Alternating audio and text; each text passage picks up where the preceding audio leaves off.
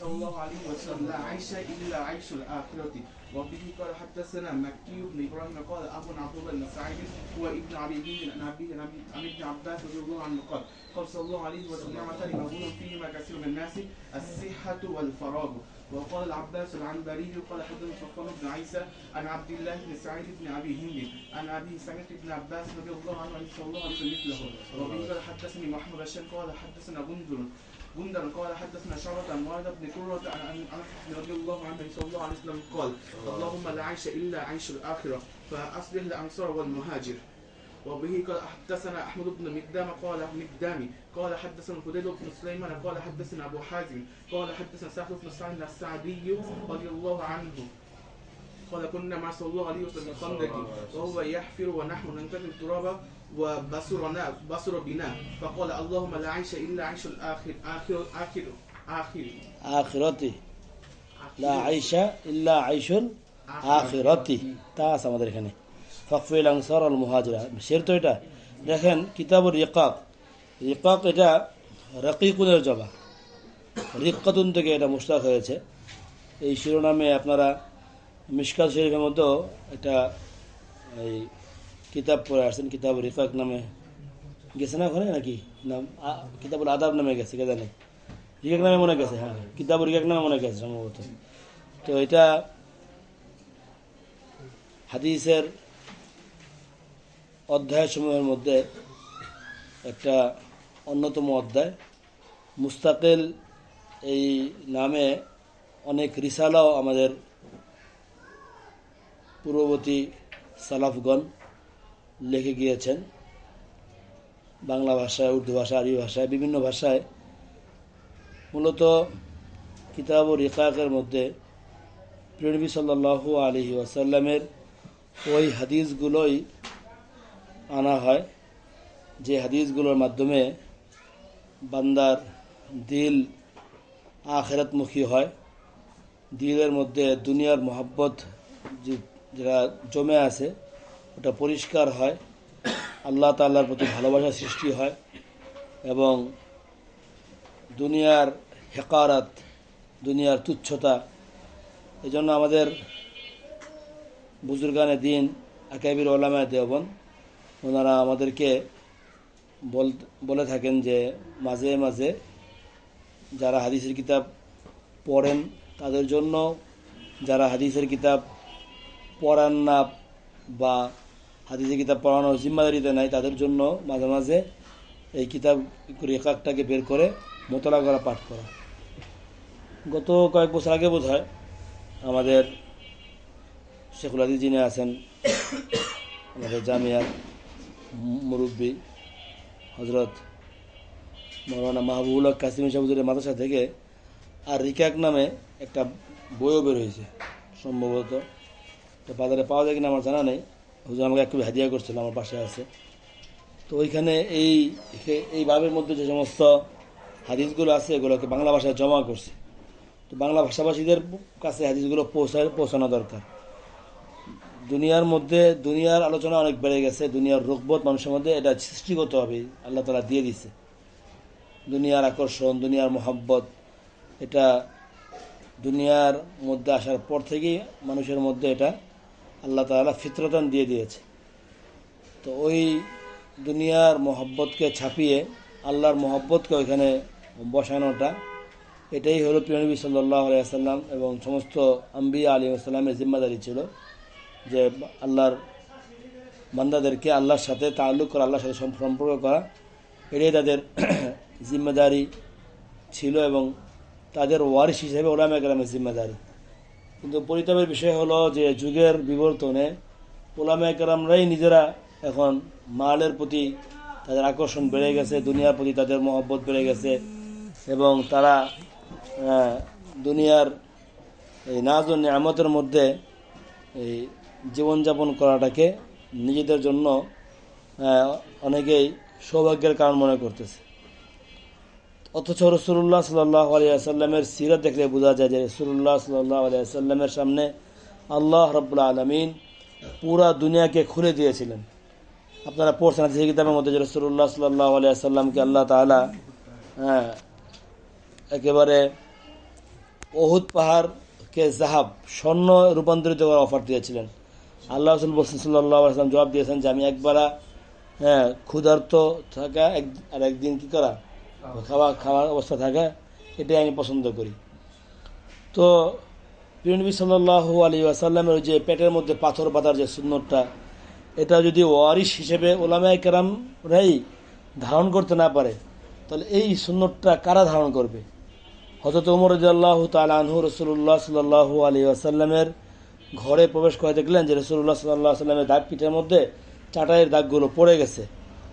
ফাবাকা ওমরের চোখ দিয়ে দরদর করে পানি পড়তেছিলেন যে ইয়া রাসূলুল্লাহ, কায়সার, কিসরা, ইয়ামান, এই সমস্ত অঞ্চলের বাচ্চারা তারা কত বড় শাহী হালতে থাকে, তো আমরা কি এতটুকু সেটা একটা বিছানা, একটা চাদর বিছায় বা একটা তোষক বিছায় একটু শুইবেন, এতটুকু কি আমরা রাখি না? তো রাসূল সাল্লাল্লাহু আলাইহি ওয়াসাল্লাম বলছেন যে ওমর, লাহুম ফিদ দুনিয়া ওয়া লানা ফিল আখিরাহ, তাদের এই নাউজুল মত এরা ক্ষণস্থায়ী, তার দুনিয়াতেই তারা ভোগ করে নেবে, আমরা এটাকে আখিরাতে ভোগ করব। সেই ওমর, যে ওমরের এতরাজ হয়েছিল রাসূলুল্লাহ সাল্লাল্লাহু আলাইহি ওয়াসাল্লামের উপরে, যে তিনি এত বড় বাদশাহ, মদিনার বাদশাহ হওয়া সত্ত্বেও তিনি চাটায়ের দাগ তার গায়ের মধ্যে পড়তেছে, সেই ওমরের সাথেও তো দেখা করতে আসছে বাদশার দূতেরা, এই সাথে ওমরে খুঁজে পাইতেছে না, খেজুর গাছের নিচে ওমরও পড়ে আছে। অথচ ওই সময় তিনি অর্ধ জাহানের শাসক ছিলেন। বোঝা গেল আরাম আয়েশ এবং বিলাসিতা এটা ওয়ারিশ হিসেবে এটা আমাদের শান না, এটা আমাদেরকে আল্লাহ তাআলা এই জন্য আমাদেরকে দুনিয়া পাঠানোই নাই। ওয়াইন্নামাল ওলামা লাম ইয়াররিসু দিনারান ওয়ালা দিরহামান, যে ওলামায়ে কেরাম এই দিরহাম দানানিরের ওয়ারিশ তারা হয় নাই। ওয়াইন্নামা ওয়ারাসুল ইলম, তারা ইলমের ওয়ারিশ হয়েছে। ইলমের তাগাদা ছিল যে আল্লাহ ভোলা মানুষকে আল্লাহর সাথে আমি লাগাইতে পারছি কিনা, আমি একটা এলাকায় থাকতেছি, আমার আশেপাশের লোকেরা নামাজি হইতেছে কিনা। তো আমাদের যে মূল দায়িত্ব ওইটার উপর যদি আমরা ফোকাস দিতাম, তাহলে আল্লাহ তাআলার পক্ষ থেকে আমাদের জিম্মাদারি, আমাদের কাসবে মাস, এগুলো আসান হয়ে যেত। বর্তমানে মানে শুধু জালালাল মেশকাত দাওরা এই উপরে জামাতে না, বরং নিজ থেকে এই পোলাপানের ভিতরে এটা একটা ফিকিয়ে তারা ঢুকে পড়ে যে কী করবো, কী খামো। अरे भाई तू अल्लाह का हो जा, तेरी जिम्मेदारी अल्लाह पर है। তো আল্লাহর সাথে যদি আমার তাল্লুক হয়ে যায়, তো আল্লাহ তাআলা আমার জিম্মাদারি নিয়ে নেবে। এখন আমাদের এই সমস্ত পেরেশানির ইয়া হইল এই রিজিক নিয়ে। তো আর রিজকু ইয়াতলুবুল আবদ, রিজিক তো বান্দাকে তালাশ করতেছে, মিম্মা আকসারা মিম্মা ইয়াতলুবুল আবদ, ওর চেয়ে বেশি তালাশ করতেছে বান্দা যতটুকু তালাশ করে। তো তোমার ধারণা যে তুমি দুনিয়ার মধ্যে লেগে গেলে, ব্যবসা বাণিজ্যে লেগে গেলে সমস্ত আরামায়েশ তোমার কাঁধে এসে সোয়ার হবে, কে পাতা, জিল্লতও তো সোয়ার হতে পারে। মালের সাথে জিল্লত এটা লাজিমি, এটা বুঝে আসছে? মালের সাথে জিল্লত লাজিমি, চাই সে যত বড়ই ব্যক্তি রাখো না কেন। আল্লাহ তাআলার কাছে রিজকে করিম কারা, রিজকে করিমের মধ্যে দুই সিফত থাকে, একটা হচ্ছে ইউসুর, সহজতা, আর একটা হচ্ছে ইজ্জত, সম্মান। সম্মান এবং সহজ, এই দুই রিজিকের মাধ্যমে যে আল্লাহ তাআলা আমাদেরকে রিজকে করিমের দোয়া শিখিয়েছেন। সাইয়্যিদুনা আলী ইবনে আবি তালেব আমাদেরকে বলে গেছেন যে রাজিনা কিসমাতাল জাব্বারি ফিনা লানা ইলমুন ওয়ালিল জুহালি মালুন ফাইন্নাল মাল ইয়াফনা আন করিবিন ওয়া ইন্নাল ইলমা বাকিন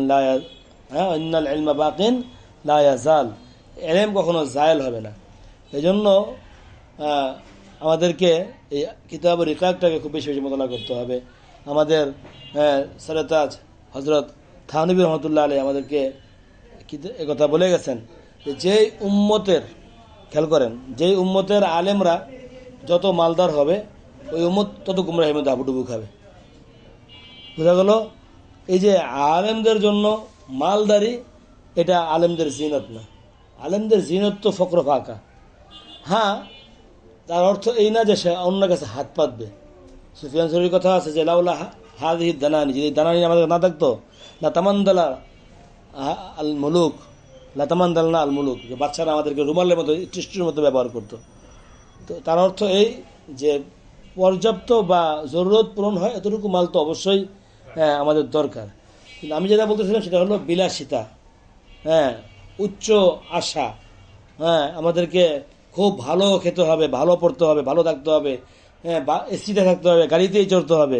আমাদের যা শেখরা আছে এখনো রিক্সা থেকে নামে, কিন্তু আপনাদেরকে যারা হাদিস পড়া দিয়েছেন, তো তাদের জিন্দগি আমাদের জন্য কিন্তু কি হতে পারে, হ্যাঁ, মানে মেসাল হতে পারে। তারা তো তাদের প্রয়োজন অনুযায়ী থাকার ব্যবস্থা করছেন।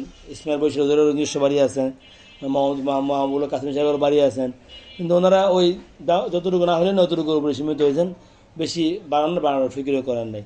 এটা তো আমাদের জীবিত যারা আছে, ফাইন্দাল হাইয়া মানাদিল ফিতনা, জীবিতদের থেকে আমাদের ইয়ে নেই।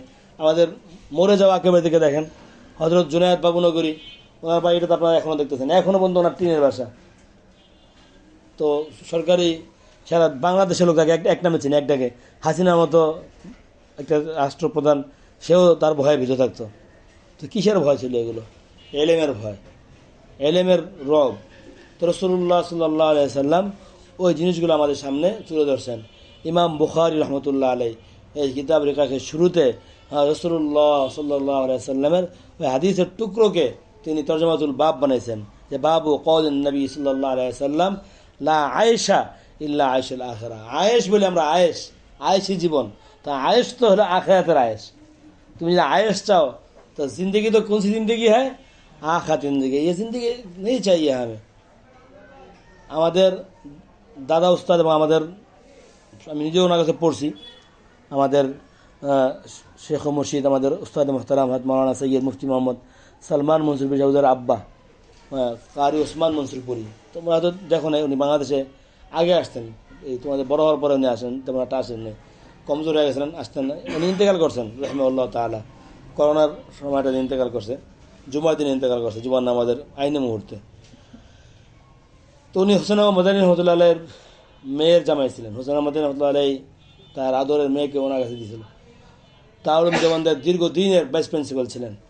কত শত লোক ওনাকে জায়গা জমিনের অফার, বাড়ি গাড়ির অফার দিছে, কিন্তু আল্লাহ বান্দা দুনিয়া থেকে এমন অবস্থায় দুনিয়া থেকে গেছে যে ওনার নামে পুরা পৃথিবীতে এক টুকরা ভূমিও নাই। বাচ্চা কাচ্চাদেরকে মানুষের মতো মানুষ বানায় গেছে। মুফতি সালমান মনসুরপুরি, মুফতি আফফান মনসুরপুরি দুইটা বাচ্চা উনি রেখে গেছেন। তো সন্তানের জন্য মাল রাখার ফিকির না করে বরং সন্তানকেই আপনি সম্পদ বানায় যান। আপনার সন্তান আপনার সম্পদ। সন্তানকে নৈতিকতা, আদর্শ, এবং মানুষের মতো মানুষ, সুশিক্ষা, সভ্যতা, তো এগুলো ওয়ালিদাইনের জন্য কবরে খুতবা খুদ ইসালের সওয়াব হবে। অন্যথা হাদিসের মধ্যে এটাও পাওয়া যায় যে যখন নাকি কোনো সন্তান কোনো বুরাইয়ের মধ্যে মুবতলা হয় আর তার আব্বা আম্মা মারা গিয়ে থাকে, তো তাদের ওই গুনাহের কারণে তার আব্বা আম্মার কবরের মধ্যে তাদেরকে এই কথা পৌঁছানো হয় যে তোমার ছেলে, তোমার মেয়ে এই ধরনের ফালতু কাজ করতেছে। তো তারা ওইখানে বসে বসে এই বাচ্চার কারণে কষ্ট বাজে থাকে। কথা বুঝছো? একদিকে যেমন তাদের নেক আমলের সুসংবাদ তাদেরকে পৌঁছানো হয়, তো এই বন্ধ আমলের ইয়াও কি হয়, তাকে পৌঁছানো হয়। এমনকি যদি নাকি ওই গুনাহের উপরে ওই বাপ মা দুনিয়াতে রাজি থাকতো, তাদের সামনে করতো, তারা কিছু বলতো না, তাহলে এই গুনাহের পার্সেন্টেজ তাদের আমল না পাঠানো হয়, তোমার তাকে তরবিয়ত কেন করো না। আর যদি নাকি ওই গুনাহের সাথে তার কোনো সংশ্লিষ্ট না থাকে, সে বারণ করে গেছে, তরবিয়ত করে গেছে, তারপরেও করতেছে, তো ওই গুনাহের শাস্তি তো তারা ভোগ করে না, কিন্তু ওই গুনাহের কারণে তারা অবশ্যই কি পায়, কষ্ট পায়। এই জন্য এটাও একটা সুসন্তানের আলামত যে আমার ওয়ালিদাইন বা আব্বা আম্মার কাছে যেন আমার ব্যাপারে ভালো সংবাদ পৌঁছে, ভালো খবর পৌঁছে। এইটা প্রত্যেকটা সন্তানের জন্য ফিকির করা জরুরি। দুনিয়া এটা হাসবে জরুরত, এটা কামানো নিষেধ না। দুনিয়ার জন্য মেহনত করা, দুনিয়ার জন্য মানে কাজ করা, উপার্জন করা, রাসূলুল্লাহ সাল্লাল্লাহু আলাইহি ওয়াসাল্লাম হাদিস থেকে বোঝা যায় এটাও একটা ফরজ। তলাবুল হালাল বাদাল ফরিজাতি ফরিজা, যে হালাল রিজিকের জন্য অন্বেষণ করা এটাও ফরজ। অন্যান্য আদায় করার পরে এটা একটা ফরজ। আমার বক্তব্য হলো যে এটার পিছনে জীবনটাকে ব্যয় করে দেওয়া, ইয়ে কোন সি জিন্দগি হ্যায়, এটা কোন জীবন? এই জন্যই কি আল্লাহ তাআলা আপনাকে ইন্তেখাব করেছেন? এই জন্যই কি আল্লাহ তাআলা আমাকে এভাবে নিয়ে আসছেন? আমার তো আমি তো পাথরকে বেছে নিয়েছি, যে পাথর আমি আমার পেটে বাঁধবো। আমি তো ওই চাটাইকে বেছে নিয়েছি, যে চাটাইয়ের উপরে আমার রসুলের পিঠের দাগ, যে চাটাইয়ের দাগ আমার রসুলের পিঠের মধ্যে পড়েছিল। আমি তো ওই চাটাইয়ের ওয়ারিস, আমি তো ওই পাথরের ওয়ারিস, যে পাথর আমার রসুল পেটে বাঁধছে। আমি একবেলা খাবো, একবেলা খাবো না। আমি তো এটা জেনে বুঝে এখানে পা রেখেছি। আমাদের এই লাইন তো এটা টাকা পয়সার লাইনই না। আপনি কেন খামাখা এমন লাইন আছে ওই জেনে ফিক্রি করেছেন? হ্যাঁ, যদি আপনার মন খারাপ হয় যে না আপনি কেন এই লাইনে আসছেন, তাহলে আপনি লাইন চেঞ্জ করেন। আপনার কি বলা হয়, নসিব আপনার হাতে। এই রাস্তা তো মানা মঞ্জুরও করানো যায় না কান্নাকাটি করে। হাজারো रोने के बाद ये रास्ता मिलते हैं, तुम आके कहते हो कि हम भटक गए हैं। हजारों आंसू के बाद ये इस रास्ते का पता चलता है, तुम्हें मिल चुका है वो रास्ते, तुम कहते कि मैं भटक चुका हूँ। এই রাস্তা তো সবাই পায় না। সুম্মা আওরাসনাল কিতাব আল্লাযিনা ইসতাফাইনা মিন ইবাদিনা। এই জন্য এটা একটা মানবীয় বিষয়। মিশকাতের বছর, দৌরা হাদিসের বছর, তাকাসুসের বছর, এই ফিকির মাথায় আসাটাই স্বাভাবিক। শুধু আপনার আমার মাথায় ফিকিরে আসে নাই। হযরত সুলাইমান নদভী রহমতুল্লাহ আলাইহি সারা বিশ্বের মধ্যে আরবি ভাষার মাধ্যমে যিনি নাম করেছেন, ওনার জগৎ বিখ্যাত অনেকগুলো কিতাব আছে। রহমতুল্লাহ আলামিন, হায়াতে শিবলি পড়েন, শুরুতে লেখা যে ওনার পরিবারের লোকেরা ওনাকে খুব টেনশনে পড়ে গেছেন, সুলাইমান নদভী। তো সুলাইমান নদভীকে এই দৌরা হাদিসের পড়ার পরে ওনার পরিবারের লোকেরা একটা এরকম ওই যে আয়ুর্বেদিকের ডাব্বা ডুব্বা নিয়ে বসে না, ওষুধের ডিব্বা ডাব্বা এই ডিব্বা ডাব্বা নিয়ে বসা দিচ্ছে, ওষুধ বিক্রি করে খাবে। भाई ये कौन सा सुलेमान नदवी है? जो सुलेमान नदवी जब बच्चा था, ছোট বাচ্চা ছিল, 13-12 বছরের বাচ্চা, তো পুরা 30 সাল হয় না, 30 সাল 50 সাল হয়, বড় বড় প্রতিষ্ঠানগুলোতে বড় বড় অনুষ্ঠান হয়। তো নদওয়াতুল উলামাতে এরকম বড় অনুষ্ঠান হয়েছে। অনুষ্ঠানের মধ্যে সারা বিশ্ব থেকে আগত মেহমানরা আছে, সৌদি আরব থেকে এবং আরব বিশ্ব থেকে, সারা হিন্দুস্তান, পাকিস্তান, বাংলাদেশের বড় বড় বুজুর্গানের দিন তারা দাওয়াত পেয়েছে, ওখানে গেছেন। বড় অনুষ্ঠান হবে, তো ওখানে ছাত্ররা তাদের বক্তব্য দিবে। আল্লাহ তাআলার ইচ্ছা এক আলেম দাঁড়ায় গেছেন যে আমরা নদওয়ার ব্যাপারে শুনছি যে এটা হচ্ছে আরবি ভাষার গেহওয়ারা, আরবি ভাষার সৃষ্টি এখান থেকে হয়, নদওয়াতুল উলামা। তাহলে এতজন আরবি হয়, তাহলে অন্য অন্য মাদ্রাসায় ছাত্ররা কি করে, রেডি করে বক্তব্য দেয়। তা আমরা গেলে এখানে রেডি বক্তব্য শুনবো, বরং এখান থেকে আমরা মজমুন দিমু, আমরা শিরোনাম দিমু, অনওয়ান দিমু, এই অনওয়ানে আপনার বাচ্চা এখানে বয়ান করবে। আর ফিল পাদি তাৎক্ষণিকভাবে যখন আরবিতে এই বাচ্চা বয়ান দিতে পারবে, তখন আমরা বুঝতে পারবো যে নদওয়ার কোনো কিছু বৈশিষ্ট্য আছে। হযরত শিবলি নোমানি ছিলেন অ্যানাউন্সারিতে, উনি পরিচালনা করতেছিলেন। ওনার তো গলা শুকিয়ে গেছে, হ্যাঁ কোন পরীক্ষা আল্লাহ ফেলে দিল। উনি ওনার ওই ছাত্রের দিকে তাকায় বললেন, বেটা তু কার লেগা। তো শিবলি নোমানির চেহারা দিকে সুলাইমান নদভী তাকায় বললেন, आपकी दुआ साथ हो तो मैं कोशिश करूँगा। हज़रत शिबली নোমানি বললেন যে ঠিক হ্যাঁ, आपके सामने आप लोग অনুমান তয় করে, শিরোনাম ঠিক করেন। আমার এই শায়খা যখন আপনাদের সামনে কি দিবে আরবিতে, আপনারা দেন কোন শিরোনাম দিবেন, দেন শিরোনাম আপনাদের হাতে। ওনারা শিরোনাম ঠিক করে দিছে। হযরত সুলাইমান নদভী বক্তব্য শুরু করছে। ওস্তাদের গলা আগে থেকে শুকিয়ে রয়েছে। এখন ওস্তাদ স্টেজ থেকে নেমে বারান্দায় চলে গেছে, কারণ ওস্তাদের সামনে অনেক সময় ছাত্রদের কথা বলতে কি লাগে, একটু সংকোচ লাগে, অসুবিধা বোধ লাগে। শিবলি নোমানি ভাবলেন যে সুলাইমান নদভীকে তো এভাবে আসলে আমি পরীক্ষায় ফেলতে পারি না, সে এমনি এক পরীক্ষা আছে, তাকে নতুন বিষয়ে বয়ান দিতে হবে, আবার পরীক্ষার হবে অফাতান্নাকা ফুতুনা, কয় পরীক্ষায় ফেলাম। উনি বারান্দায় চলে গেছে, পায়চারি করতেছে খুব টেনশন নিয়ে। কিন্তু কিছুক্ষণ পরে হল থেকে এটা বিশাল বড় বড় শব্দ আসতেছে, নারায়ে তাকবীর, আল্লাহু আকবার, আল্লাহু আকবার, মাশাআল্লাহ, মারহাবা। এই শব্দগুলো একটার পর একটা আসতেছে। আর সুলাইমান নদভী জানলাতে একটু উঁকি মারে, আবার পায়চারি করে। যখন নাকি না শিবলি নোমানি যখন নাকি সুলাইমান নদভী বাচ্চা নদভী উনি ওনার বক্তব্য পূর্ণ করছে, তো বক্তব্য পূর্ণ করার পরে যখন উনি শেষ করলেন, তো দৌড়ে ঢুকে শিবলি নোমানি সাহেব দেখেন পুরা মজমা দাঁড়ায়া দুই হাত তুলে শাবাশ মাশাআল্লাহ, পুরা মজমা দাঁড়ায় আছে। পুরা মজমা কোথায় আছে? দাঁড়ায় আছে। শিবলি নোমানি চোখের পানি আর ধরে রাখতে পারেন নাই। শিবলি নোমানি তার মাথা থেকে পাগড়ি খুলে ওই বাচ্চার মাথা পড়া দিয়া, বেটা तूने सिर्फ मेरी नहीं पूरे नदवा की लाज रखी है आज। তুমি শুধু আমার একার না, পুরো নদওয়ার লাজ রাখছো। ওই সাগরেদকে ফারাগাতের পরে বসায় দিছে ডাব্বা ডুব্বা নিয়ে ওষুধ বেচতে। বাতাও ভাই, উস্তাদকে দিল পে কেসে গুজারতা হয়, কেমন লাগে উস্তাদের দিলের মধ্যে দিয়ে আমার কোন ছাত্রটা কোন জায়গা লাগাই দিল।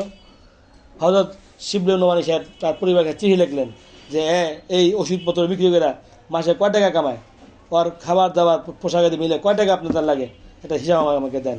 তারা হিসাব দিছে, বলছে পুরা খরচা আমি দেবো, ইস বাচ্চাকে মুঝে দিয়ে দো, এই বাচ্চাটা আমাকে দিয়ে দেন। এই আপনাদের এই সারা মাসে এই ডিব্বা ডাব্বা থেকে ওষুধ বিচ্ছা যে ক টাকা কামায় সে ক টাকা দিব, আর খাবার দাবার এবং লেবাস পোশাক সব আমার জিম্মায়। আজমগড়ের মধ্যে উনি দারুত তাসনিফ কায়েম করলেন, দারুল মুসান্নিফিন এখনো আছে এটা। সুলাইমান নদীকে বসায় দিলেন, আর সারা বিশ্ব একের পর এক সারা বিশ্ব সারা সারা সারা জগৎ কাঁপানো কিতাব মানুষের হাতে হাতে আসতে থাকলো। তো শিবলি নোমাनी तो हुनर चिन्ह से जौहर, तो जौहर के काजा लगाई से। तो आपके अंदर भी जौहर है, आप उसको काम में लगाए, दीन के काम में। हजरत কি বলা হয় এই আবুল হাসান আলী নদভী রহমতুল্লাহ আলাইহি একটা কিতাব লিখছেন পাজা সুরাগে জিন্দেগি, যেটা বাংলা করছেন আমাদের আদিব শাহ হুজুর, তালেবে ইলমের পথ হয়। अबुल हसन अली नदवी रहमतुल्लाह अलैह बोलছেন दारुल उलूम देवबंद दरसगाह द्वारा, इस किताब को हर तालिब इल्म के लिए पढ़ना मेरे हिसाब से फर्ज है। সবাই পড়েন, এটা পড়ে দেখেন। আপনি আপনার পরিচয় তো জানেন না, আপনি কে, আপনি নিজেকে তো আপনি চিনেই না এখন পর্যন্ত। আপনি কোন পথের পথিক, কোন রাস্তায় হাঁটতেছেন, আপনার দায়িত্ব কি, আপনার পরিচয় কি, তালেবে ইলমের পথ ও পাথে আপনার পথটা কি, আপনার পাথে কি, কোন সম্বন্ধে আপনি আগাবেন, কি দাম আপনার, কি মূল্য। ওখানে শুরুতে আল্লামা ইকবালের আনছে, শেন নিয়ে আসছে, ওখানে লেখছে দর খুদ নজর মকুশাই যেতে হি দামানে মারাঞ্জ, যে তুমি তোমার নিজের দিকে তাকায়া রিক্ত হস্ততার আর এই শূন্যতার অভাবে নিজের মনকে মলিন করো না। তুমি তোমার গরিবানে একটু ঝাঁক মেরে দেখো, তোমার ভিতরে পূর্ণিমার চাঁদ লুকায় আছে। তুমি তো এই জগতের সারা বিশ্বের মধ্যে একটা হীরকখণ্ড। মনে না যে ইলম আপনার বুকে আপনি ধারণ করে আছেন, যে ইলমে ওহীকে ইন্না সানুলকি আলাইকা কওলান সাকিলা, এই কওলে সাকিল ইন্না আরাদনাল আমাত আলা সামাওয়াতি ওয়াল আরদ, আসমানকে দিয়েছে ফাআবাইনা, অস্বীকার করেছে, জমিনকে দিয়েছে, অস্বীকার করেছে, বাতাস পাহাড় কেউ এটাকে ধারণ করতে পারে নাই। ওয়া কানাল ইনসানু যালুমান জাহুলা, এই জাহেল ইনসান এটাকে ধারণ করছে, সে বুঝতেই পারে নাই কি আমি ধারণ করলাম। আল্লাহ রাব্বুল আলামিন বলতেছেন লা তুহারিক লিসানাকা লিতাজালা বি ইন্না আলাইনা, আল্লাহ যখন নাকি ওই আসতে কষ্ট হইতো, ইন্না সানুলকি আলাইকা কওলান সাকিলা, এই কওলে সাকিল তো আপনার উপরে আল্লাহ তাআলা ঢেলে দিছে, আপনি তো কওলে সাকিল নিয়ে ঘুরতেছেন। কত বড় ভারী আপনার সম্পদের মূল্য, সারা বিশ্ব এক পাল্লায়, আপনার ইলম এক পাল্লায়, আপনার ইলম ভারী হবে বলো না। আপনি নিজেকে কম দামি মনে করতেছেন, আপনি কয়েকটা রুটির জন্য, কয়েকটা টাকার জন্য, কয়েকটা দিরহামের জন্য, কয়েকটা স্বর্ণের জন্য, 10 মিনিট এসিতে বসার জন্য, কিছু ভালো খাবার জন্য, এই খাওয়া আপনার পিছনে ঘুরবে, এত খাবার আপনার সামনে বসবে যে আপনি ওই খাবারের দিকে টাকা খালি মুস্কি মুস্কি হাসবেন যে मुझे तो इस खाने का फुर्सत नहीं, कहाँ तक खाऊं, एक इंसान कितना खा सकता है। কাজুল কুজাত আবু ইউসুফ 40 বছর বয়সে ইলম দিন শুরু করছে, তো ওনার আম্মা ওনাকে ধোবার কাজে লাগাই দিছে। আবু হানিফার দর্শে বসে ওনার ভিতরে ইলমের জজবা আসছে, উনি সেই ইলম হাসিল করছেন, আছে না। তো তার আম্মা বলছে আমার ছেলেটাকে ব্যাপার নষ্ট করে দিলেন। বলছে তোমার ছেলে একদিন এমন হবে যে সে ঘি দেওয়া ফালুদা খাবে। খলিফা হারুন রশিদ দস্তরখানে বৈশা যখন কাজীউল কুজাত আবু ইউসুফ, তখন কাজীউল কুজাতের সমস্ত কাজীদের কাজী উনি, ওইখানে বাদশাহ হারুন রশিদের দস্তরখানে বসতে পারে, ওনাকে সেই ঘি আর ফালুদা দেওয়া হয়েছে। আমি ওই 70 টাকার কাছে ফালুদা পাওয়া যায় আন্দুর হোটেলে, ওটা না, ফালুদা আমিও খাইছি মিয়া। খলিফা হারুন রশিদের বক্তব্য শোনেন, খলিফা হারুন রশিদ বলছে ইয়ে খানা হাম বাদশাহ কবি কবি কবি ময়সর হতা হয়, আমরা প্রতিদিন এই খানা পাই না, মাঝে মাঝে আমরা এই খানা পাই, 15 দিনে মাসে একবার দুবার এই খানা পাই। হযরত আবু ইউসুফ রহমতুল্লাহ আলাইহি ওই খাবারের দিকে তাকায় মুস্কি এসে দিলেন। হারুন রশিদের কাছে একটু লাগলো যে কিরে ভাই আমার খানা নিয়ে উনি একটু কি ব্যঙ্গ তাচ্ছিল্য করলো, আমাদের এত দামি খানা মাঝে মাঝে পাই, মাঝে মাঝে খাই, আর উনি একটু হাসলো, বলছে না বাদশাহ আমি ওই কারণে আমি হাসি নাই, আমার উস্তাদের কথা মনে পড়ে গেছে। উস্তাদ আমাকে একদিন বলছিল যে হ্যাঁ, তো আবু হানিফা গায়েব জানতেন? আবু হানিফা গায়েব জানতেন না। উনি ওনার এই রাস্তায় পথের এলেন তার ছিল, যে পথটা কোন পথ ছিল। আপনার পথটা অনেক দামি পথ, উম্মত হারিয়ে গেছে দুনিয়ার হ্যাঁ ভাজে ভাজে, দুনিয়ার খাঁচে খাঁচে উম্মত হারিয়ে গেছে, উম্মত বিভ্রান্ত, উম্মত অসহায়। আপনি তাদের রাহি, আপনি পথ প্রদর্শক, আপনি তাদেরকে বাঁচাবেন, আপনার কাছে আশ্রয় নেবে। আর যেখানে আশ্রয় নেব সেও আমার মতন এই পথভ্রষ্ট হয়ে সেও টাকা পয়সা খুঁজতেছে। সারা উম্মত তো তাদের জিম্মাদারি আপনার কাঁধে দিয়ে রাখছে। উম্মত তো আরামে ঘুমায়, তাদের জিম্মাদারি, তাদের মাসাইল হল করার জন্য, তাদের হাদিসগুলো তাফসীর দেখার জন্য, তাদের জীবনের শরী মাসালাগুলো হল করার জন্য। আর সেখানে ওই সে মুফতি সাহেব, মৌলানা সাহেব, উনিও টাকা পয়সা পিছনে ঘুরতেছে। তো দুই রাস্তাটাই ভিন্ন ভিন্ন রাস্তা। কসম খোদার, দুনিয়া ধরা দিবে, তাহতিকাস দুনিয়া সাগরাতান, দুনিয়া জলিল হয়ে লাঞ্ছিত হয়ে আসবে আপনার হাতের কাছে, কিন্তু দুনিয়ার মধ্যে আপনার কোনো রোগবোধ থাকবে না। আপনি ওই রাস্তার হককে আদায় করেন। তো রাসূলুল্লাহ সাল্লাল্লাহু আলাইহি ওয়াসাল্লাম আমাদেরকে এই কথাটাই শিখা গেছেন। যে সাইয়্যিদুনা হযরতে ইবনে আব্বাসের রাওয়াত শুরুতে আসছে যে আন ইবনে আব্বাস قال قال রাসূলুল্লাহ সাল্লাল্লাহু আলাইহি ওয়াসাল্লাম নি'মাতানে মাগমুনুন ফীহিমা কাসীরুম মিনান নাস, দুইটা নিয়ামত যার মধ্যে কাসীর, খেয়াল করেন কাসীর শব্দ আসছে, অর্থাৎ মানুষের মধ্যে বেশিরভাগ মানুষই ধোকার মধ্যে পড়ে আছে, গবন খায় আছে। আমরা তো কেউ গবন খেতে চাই না। বাজারে গেলে একটা মাল খোঁজার সময় ভালো মালটা খুঁজি, কম দামে খুঁজি। হ্যাঁ, যে কেউ ভাই তুমি তো গবন খাইছো, হ্যাঁ যা বেটা, আমি এত বোধাই না। হ্যাঁ, নিজেকে আমরা সবাই চালাক মনে করি, কিন্তু সমস্ত চালাক লোকেরাই এই ভিতরে গমন খায় আছে। অর্থাৎ তারা ধোকার মধ্যে পড়ে আছে, তারা ক্ষতির মধ্যে পড়ে আছে। একটা হচ্ছে সিহাতু আল ফারাগ, সুস্থতা কত বড় নিয়ামত। আল্লাহর ওই বান্দাকে, আল্লাহর ওই বান্দিকে জিজ্ঞেস করেন যে আল্লাহর বান্দা, যে বান্দি সে অসুস্থতার মধ্যে হাবুডুবু খাইতেছে। আপনার চোখের কি মর্ম, ওই চোখের অসুবিধার মধ্যে যে ভুগতে তাকে জিজ্ঞেস করেন। কানের কি মর্ম, ওই কানওয়ালাকে জিজ্ঞেস করেন যে কানের অসুবিধা ভুগতেছে। এই জন্য আমি বলি যে রাসূলুল্লাহ সাল্লাল্লাহু আলাইহি ওয়াসাল্লাম হাদিস যে আছে যে তোমরা কুনতু নাহাইতুকুম আন জিয়ারাতুল কুবুর ফাজুরুহা, যে তোমরা মাঝে মাঝে কবরের জিয়ারত করো, আছে না? আমি বলি যে কবরের পাশাপাশি মাঝে মাঝে আপ লোক হাসপাতাল কি জিয়ারত क्या করেন। আগেও বলছিলাম বোধহয় কথা, মাঝে মাঝে কি করেন হাসপাতাল। আপনি মাঝে মাঝে এই পঙ্গু হাসপাতালে যান গা, যাই না আপনারা গেছেন কিনা? আমি গেছি একবার দুইবার। এক একজনের পায়ের সাথে 20 কেজি 30 কেজি করে বড় বড় লোহা ঝুলে রাখছে, চিৎকার করতেছে। যে ওয়ার্ডে ঢুকবেন তো চিৎকার চেঁচামেচি।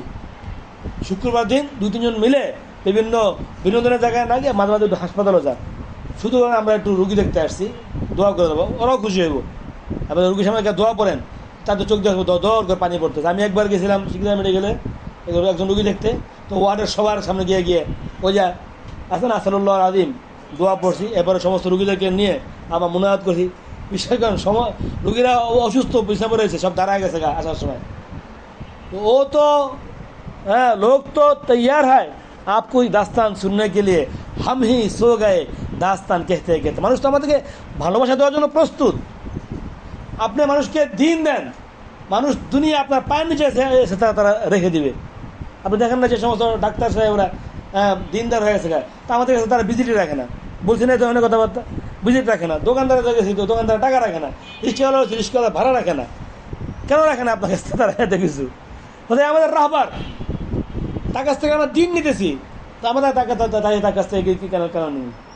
তো লোক তো নেওয়ার জন্য প্রস্তুত। হামি সো গায়ে দাস্তান कहते कहते। তো মাঝে মাঝে হাসপাতালগুলোর জিয়ারত করেন। কিডনি হাসপাতাল আমরা মাহবুবের কাছে দেখতে গেছিলাম মিরপুরে। আল্লাহ, এক একটা রুমের ভিতরে হ্যাঁ, ওখানে কমপক্ষে আমি গুনছি যখন আমি গেছিলাম ওই সময়টাতে 14টা অ্যাম্বুলেন্স দাঁড়ায় আছে, তার সবগুলো তারা লাশ নেওয়ার জন্য দাঁড়ায় আছে এখন। মানে প্রতি 10 মিনিট 8 মিনিট পর পরেই একটা করে লাশ নামতেছে। আপনি শুধু নিচতলায় খালি বসে থাকবেন, আর এই লোকগুলো হাজারি আর কান্নাকাটি দেখবেন। কিডনি হাসপাতালের কথা বলতেছি।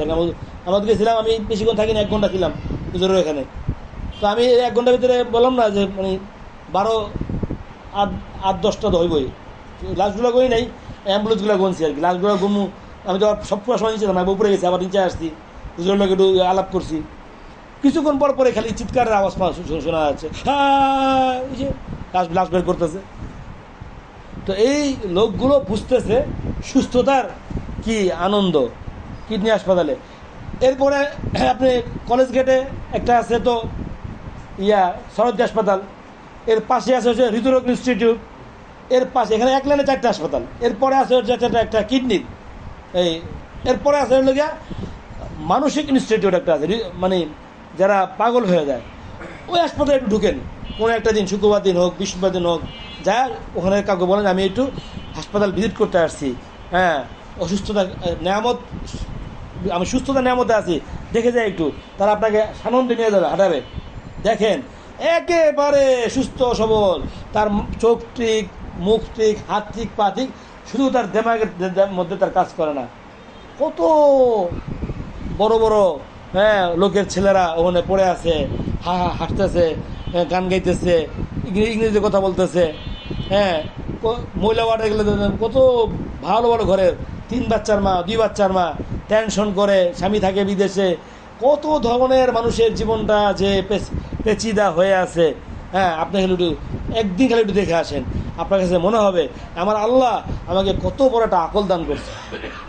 আমি এরকম পাট করলাম আর কি অনেকগুলো। মিরপুর 14 নম্বর দেবেন দাঁতের হাসপাতাল, মানুষের মুখের মধ্যে ক্যান্সার হয়ে পুরা মুখ পচে ওরাল অপারেশন হচ্ছে, দাঁড়ায় আছে অপারেশন থিয়েটারের সাথে, রুগীরা বের হয়ে দেখুন। তো এই চেহারা দেখার মতো না, চেহারার ভিতরে মেশিন লাগায় ফাঁক করে রাখছে, সে বেঁচে আছে, মরে নাই। তো কতটা কষ্ট ওই লোকের ভোগ করতেছে মুখের মধ্যে। আমার আল্লাহ আমাকে সে মুখটাকে সুস্থ রাখছে, আমার আল্লাহ আমার চোখটাকে সুস্থ রাখছে, আমার আল্লাহ আমার কানটাকে সুস্থ রাখছে, আমার আল্লাহ আমার দেহটাকে সুস্থ রাখছে। নিয়ামাতানে মাগমুনুন ফিহিমা কাসীরুম মিনান নাস। যদি যখন বান্দা এই প্রত্যেকটা অঙ্গের উপরে সে ফিকির করে, এই অঙ্গগুলোকে আল্লাহ নাফরমানি সে লাগাবে না। 2 নম্বর হল আল ফারাগ। ফারাগ হচ্ছে অবসরতা, অর্থাৎ তার কাজের চাপ কম থাকে যে সময়টাতে, ওই সময়টাতেও কাজে লাগানো। মানুষ সবসময় সব কাজ করতে পারে না, অনেক সময় অনেক কাজ করতে যাবেন কিন্তু কী হবে না, সময়ের অভাবে হবে না। এই অবসর সময়কে কাজে লাগানো। ফওয়াদ আব্বাসি আম্বারি হাসান সাফওয়ান ইবনে আয়েশা, শেষ হয়ে গেল। পরে হাদিসে দেখেন যেটা কি ইমাম বুখারী রাহমাতুল্লাহ আলাইহি বাব কায়েম করছেন, সেটা আল্লাহুম্মা লা আইশা ইল্লা আইশুল আখিরা। রাসূলুল্লাহ সাল্লাল্লাহু আলাইহি ওয়াসাল্লাম এই শেরগুলো কখন পড়তেছিলেন জানেন? যখন নাকি খন্দকের সময় ওই যে সাহাবায়ে কেরাম আসলেন, ইয়া রাসূলুল্লাহ আছে কদিন যাবৎ খাবার নাই পেটের মধ্যে। সাহাবায়ে কেরাম তাদের পেটের থেকে সরায় দেখালেন যে আমাদের দেখেন পেটের মধ্যে আমরা পাথর বেঁধে, কারণ মেরুদণ্ড সোজা করে রাখা যাচ্ছে না, ক্ষুধা যাতনায় পেটগুলো বাঁকা হয়ে যাচ্ছে। রাসূলুল্লাহ সাল্লাল্লাহু আলাইহি ওয়াসাল্লাম বললেন তোমরা তো শুধুমাত্র এই খন্দকের সময়টুকুতে কাজকর্মে যেতে পারো নাই বলে খানা খেতে পারো নাই, আমি মুহাম্মদ এর আগে 1 সপ্তাহ থেকে আমার খানা বন্ধ। আমার ঘরের মধ্যে তো এর আরও আগের 1 সপ্তাহ আমার ঘরে খানা ছিল না। তো ওই না খাওয়া আর খন্দকের সময় না খাওয়া, এই 2 না খাওয়া মিলে দেখো আমি মুহাম্মদ 2টা পাথর বেঁধে রাখছি। এক পাথরে আমার পেট টিকতেছে না, তোমাদের এক পাথর দিয়ে তো তোমাদের পেটটাকে তোমরা ভরে রাখছো, আমি 2টা পাথর বেঁধে রাখছি। হাদিসের রাওয়ায়াত।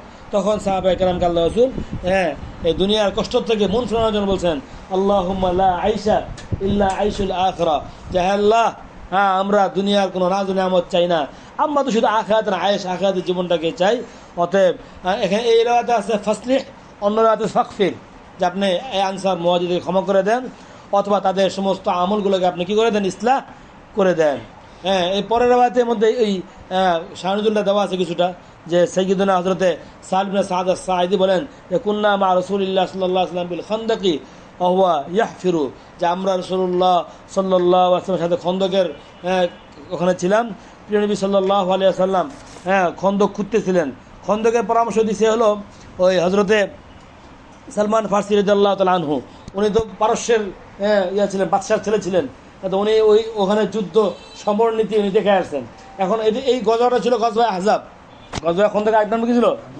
অর্থাৎ এই কুরাইশদের, মুশরিকিন আরবের সমস্ত কবায়েল এক হয়েছে যে আমরা মদিনায় চড়াও হয়ে মদিনায় হামলা করে মুহাম্মদকে নিস্তানাবুদ করে দেবো, দুনিয়া থেকে আমরা নাই করে দেব। এখন এতগুলো কবিতার সাথে একত্রে জিহাদ করার মতো ওনার তো শক্তি আছে না ওদেরকে প্রতিরোধ করার কোনো ক্ষমতা আছে। তো তখন হযরত সালমান ফার্সির পরামর্শ গ্রহণ করা হয়েছে যে মদিনার চারদিকে পরিখা খনন করে দেওয়া হোক।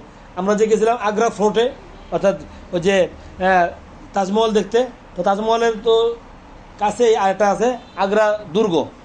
সকালবেলা যদি তো আপনি দেখেন, এই যে কী নাম, এই আগ্রা তাজমহলের ভিতরে ঢুকেন, তো আসরের পরে বা বিকেলে ওই জায়গাটা গেলে খুব ভালো লাগে, ওখানে নদী প্রবাহিত। তো ওখানে ওই দুর্গটাকে সেভ করার জন্য চারিদিকে অনেক বড় করে খাল করা হয়েছে আর কি। অর্থাৎ কেউ যদি আসতেও চায় এখানে, ঘোড়া দিয়ে আসতে পারবে না, তাকে আসতে হবে কী হবে, এই পানি দিয়ে সাঁতরায় মাত্রায়, তো উপর থেকে ওখান থেকে পাথর মেরে বা তীর দিয়ে এদেরকে শেষ করা যাবে।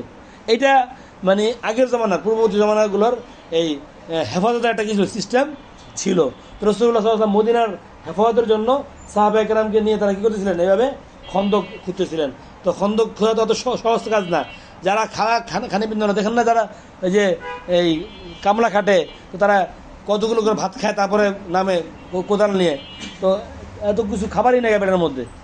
তো সাহাবায়ে কেরাম এইভাবে খন্দক করতেছেন। যদিও পরে আপনারা জানছেন, সিরাতে কিতাবে পড়ছেন যে ওই যুদ্ধে বলে আল্লাহ তাআলা তুফান পাঠায় দিয়ে তাদেরকে মানে ইয়া করছে, আল্লাহ নুসরত ছিল সাথে আর কি। ওই যুদ্ধে আল্লাহ তাআলা মুসলমানদেরকে বিজয় দান করছে। তো যাই হোক, তো ওই সময় ফিরু ওরাঙ্কুলুত তুরাবা, যে আল্লাহ রসুল এটা খুঁজতেছিলেন অন্যান্য সাহাবীদের সাথে, আর আমরা রসুলের এই দাড়িতে বুকে মাটি লেগে যাচ্ছিল, আর আমরা এভাবে মাটিগুলোকে সরাচ্ছিলাম। আবার দেখা গেছে যে ওই খন্দক থেকেও মাটি সরাইতে হয়, মাটি সম্ভাষণ কাজ করেছিলাম। ওয়া বাসুরা বিনা, তখন প্রিয় নবী সাল্লাল্লাহু আলাইহি সাল্লাম আমাদের হীনতা, দীনতা, অভাব, অনটন, ছোটো ছোটো পেটগুলো শুকিয়ে আছে, খাবার নাই কোনো, আমাদের দিকে তাকায়া আল্লাহ রসুলের খুব মায়া লাগছে। তখন আল্লাহ তাআলা তখন আল্লাহর দিকে, আকাশের দিকে তাকায়া বলছেন, আল্লাহুম্মা লা আয়শা ইল্লা আয়শুল আখিরা, হায় আল্লাহ, আমরা কোনো আয়েশ চাই না, আয়েশি জীবন আমাদের দরকার নাই, আমরা তো আয়েশ চাই কোথায়, আখিরাতে আয়েশ চাই। ফাগফিরিল আনসার আল মুহাজিরা, অতএব আরেকটা এসে পড়ছে, আগে আছে ফাসলিহ, এখানে কি আসছে ফাগফির, যে আপনি আনসার এবং মুহাজিরদেরকে ক্ষমা করে দেন। তো এই হাদিসগুলোর মাধ্যমে মূলত ইমাম বুখারী রাহিমাহুল্লাহ কথা বোঝাতে চাইছেন যে আমাদের দিলটাকে নরম করতে চাইলে দুনিয়ার মহাব্বতকে আমাদের দিল থেকে করতে হবে, বের করতে হবে। আর দুনিয়ার মহাব্বতকে বের করতে হইলে আখিরাতের আলোচনা মুজাকারাকে বাড়ায় দিতে হবে। এজন্য যাদের ঘরে আলহামদুলিল্লাহ আছে সিস্টেম, তো ফাবিহা নাইমা ভালো। যাদের ঘরে আপনারা যারা আছেন আমার সামনে উপস্থিত, যাদের ঘরে এই নিজাম নাই, আপনারা একটা নিজাম তৈরি করতে পারে। সেটা হলো যে হায়াতুস সাহাবা আছে, হ্যাঁ আছে না হায়াতুস সাহাবা, আর ওখানে কি আছে ওই যে তালিম করে ফাজাইলে সাদাকাত, হ্যাঁ ফাজাইলে সাদাকাত, এই ফাজাইলে সাদাকাতটার কী করতে দেবো, মানে এই তালিমটা একটু বাড়াই দিতে হবে। কারণ আপনার বিবি, হ্যাঁ আপনি যে আল্লাহ বান্দিকে নিয়ে আসবেন, উনি তো একেবারে আল্লাহ আলী বুজুর্গ হয়ে যে আপনার ঘরে আসবে এরকম না, তাকে তো দিন শেখানোর জিম্মাদারিটা আপনার। তো তাকে এই দিন দেওয়ার একটা সুযোগ আর কি। আমাদের মানে ওলামায়ে কেরাম তারা পুরো দুনিয়াকে তো वक्त দেয়, अपनी बीवी को वक्त नहीं देते, पूरी दुनिया को वक्त देता है, बच्चों को वक्त नहीं देते, पूरी दुनिया को वक्त देता है, अपने पड़ोस को वक्त नहीं देते, पूरी दुनिया को वक्त देता है। কথা বুঝেন নাই? সারা দুনিয়া তার ফজ উঠে আছে, আর প্রতিবেশী কোন সালাম দেওয়ার সময় পায় না। রে খালা, মামু, চাচা, ফুফু অপেক্ষায় থাকে যে বোনা আমাদের সাথে দেখা করতে পারবো, বছর আসে না, বড় আলেম হয়েছে তো সে কী দেখা করবো আমাদের সাথে। তো এটা আমাদের একটা কমজোরি। রাসূলুল্লাহ সাল্লাল্লাহু আলাইহি সাল্লামের সিরাতের মধ্যে এই বিষয়টা কি এভাবে পাওয়া যায় না। রাসূলুল্লাহ সাল্লাল্লাহু আলাইহি সাল্লাম তো তার পরিবারকেও সময় দিতেন। আজকে সকাল তো মনে বললাম যে আল্লাহ রাসূল মেহনতের মধ্যে থাকতেন, পরিবারের টুকটাক কাজের মধ্যে নিজেকে লিপ্ত রাখতেন। এজন্য পরিবারকে দিন শেখানো এটা একটা সুযোগ, দিনে রাতে মিলে যখন একটা সময় বের করে এই সময়ের মধ্যে ঘরের মধ্যে এই তালিমের একটা ইন্তজাম করেন, যে তালিমের মধ্যে কিছুক্ষণ কিতাব পড়া হবে, এরপরে কিছুক্ষণ মাসালা মোজা করা হবে। রসুলদের একটা ঘটনা শুনান, আপনার বিবি জানবো আপনার বাচ্চা থেকে শিখাইবো, বিবি তো জাহেল, সে জানে না কিছু, কোথেকে অন্য থেকে শিখাবে। হযরত সুলাইমান আলাইহিস সালামের ঘটনা সে নিজেই জানে মওজুটা, সে ওইটা কখনো শুনে নাই, তা আপনি শুনান। হযরত জাকারিয়ার ঘটনা শুনান, হযরত মারিয়ামের ওয়াকিয়া শুনান, হয়তো হিসকিল, হয়তো শামুইল, কত নবী আছে তাদের নামই জানে না, তাদেরকে কে শিখাবে? আপনি তো শিখাবেন, সময় দিতে হবে পরিবারকে, ঠিক আছে না? সামনে পড়েন।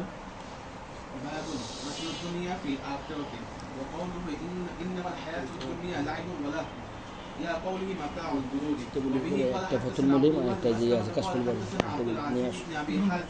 আমার عن টেবিলে أبيه السهل بن سعد رضي الله عنهما قال سمعت النبي صلى الله عليه وسلم يقول موضع صوت في الجنة خير من الدنيا وما فيها লাগাদওয়াতুন في سبيل الله أو روحة خير من الدنيا وما فيها.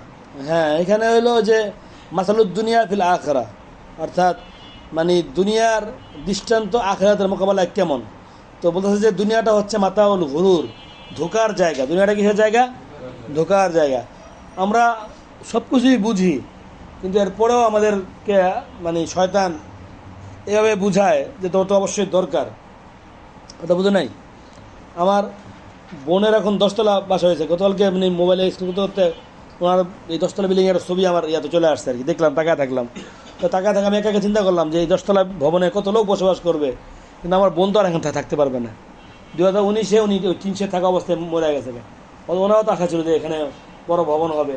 তো মানুষ হ্যাঁ অনেক লম্বা আশা করে, অনেক কিছু পাওয়ার আশা করে, কিন্তু তার জন্য যে কবরের জায়গা নির্ধারিত হয়ে গেছে গা, এটা তো তার কি থাকে না, জানা থাকে না। এই জন্য আমাদের আখিরাতকে আমাদের মোকদ্দম রাখতে হবে, আর দুনিয়ার ব্যাপারে আমাদের স্বচ্ছ ধারণা রাখতে হবে। দুনিয়া এটা বাকাদ্রে জরুরত। দুনিয়া কি বাকাদ্রে জরুরত, যতটুকু পরিমাণ। হ্যাঁ, এখানে হাদিস দেওয়া হয়েছে যে সামিউতু নবী সাল্লাল্লাহু আলাইহি ওয়াসাল্লাম ইয়াকুল মাউদিউ সাউতিন ফিল জান্নাহ, যে একটা কোড়া রাখা, না যে দৌড়া মারে, তো দৌড়া কি অনেক বড় জায়গা লাগে নাকি? এটা রুম লাগে, রুমে একটা কোনা এক জায়গায় ঝুলে রাখে। তো এইটুকু জায়গা জান্নাতের মধ্যে, দুনিয়া ওয়া ফিহা, পুরা দুনিয়ার মধ্যে যত নাজ নেয়ামত, হ্যাঁ স্বর্ণ রূপা সব কিছুর থেকেও জান্নাতের অতটুকু জায়গা এটা শ্রেষ্ঠ, এটা উত্তম। সুবহানাল্লাহ। তাহলে ওই জান্নাত আপনার জন্য অপেক্ষা করতেছে, ওই জান্নাত আপনার জন্য। এই জন্য আমাদের বড়রা বলেন যে স্টেশনের মধ্যে বসে আছি, ট্রেনে উঠবো, মঞ্জিলে পৌঁছবো। তো আমার স্টেশনও আমার কিনা বাড়ি না, ট্রেনও আমার কিনা ঘর না। স্টেশনে ছিলাম দাঁড়ায়, আর ইয়াতে উঠা ট্রেনে উঠা হয়তো 5 মিনিট বসলাম। মানুষ যতটুকু সামান নেয় সফরের মধ্যে, অতটুকু সামানে আমার জাদু সফর, আমার সফরের তোষা।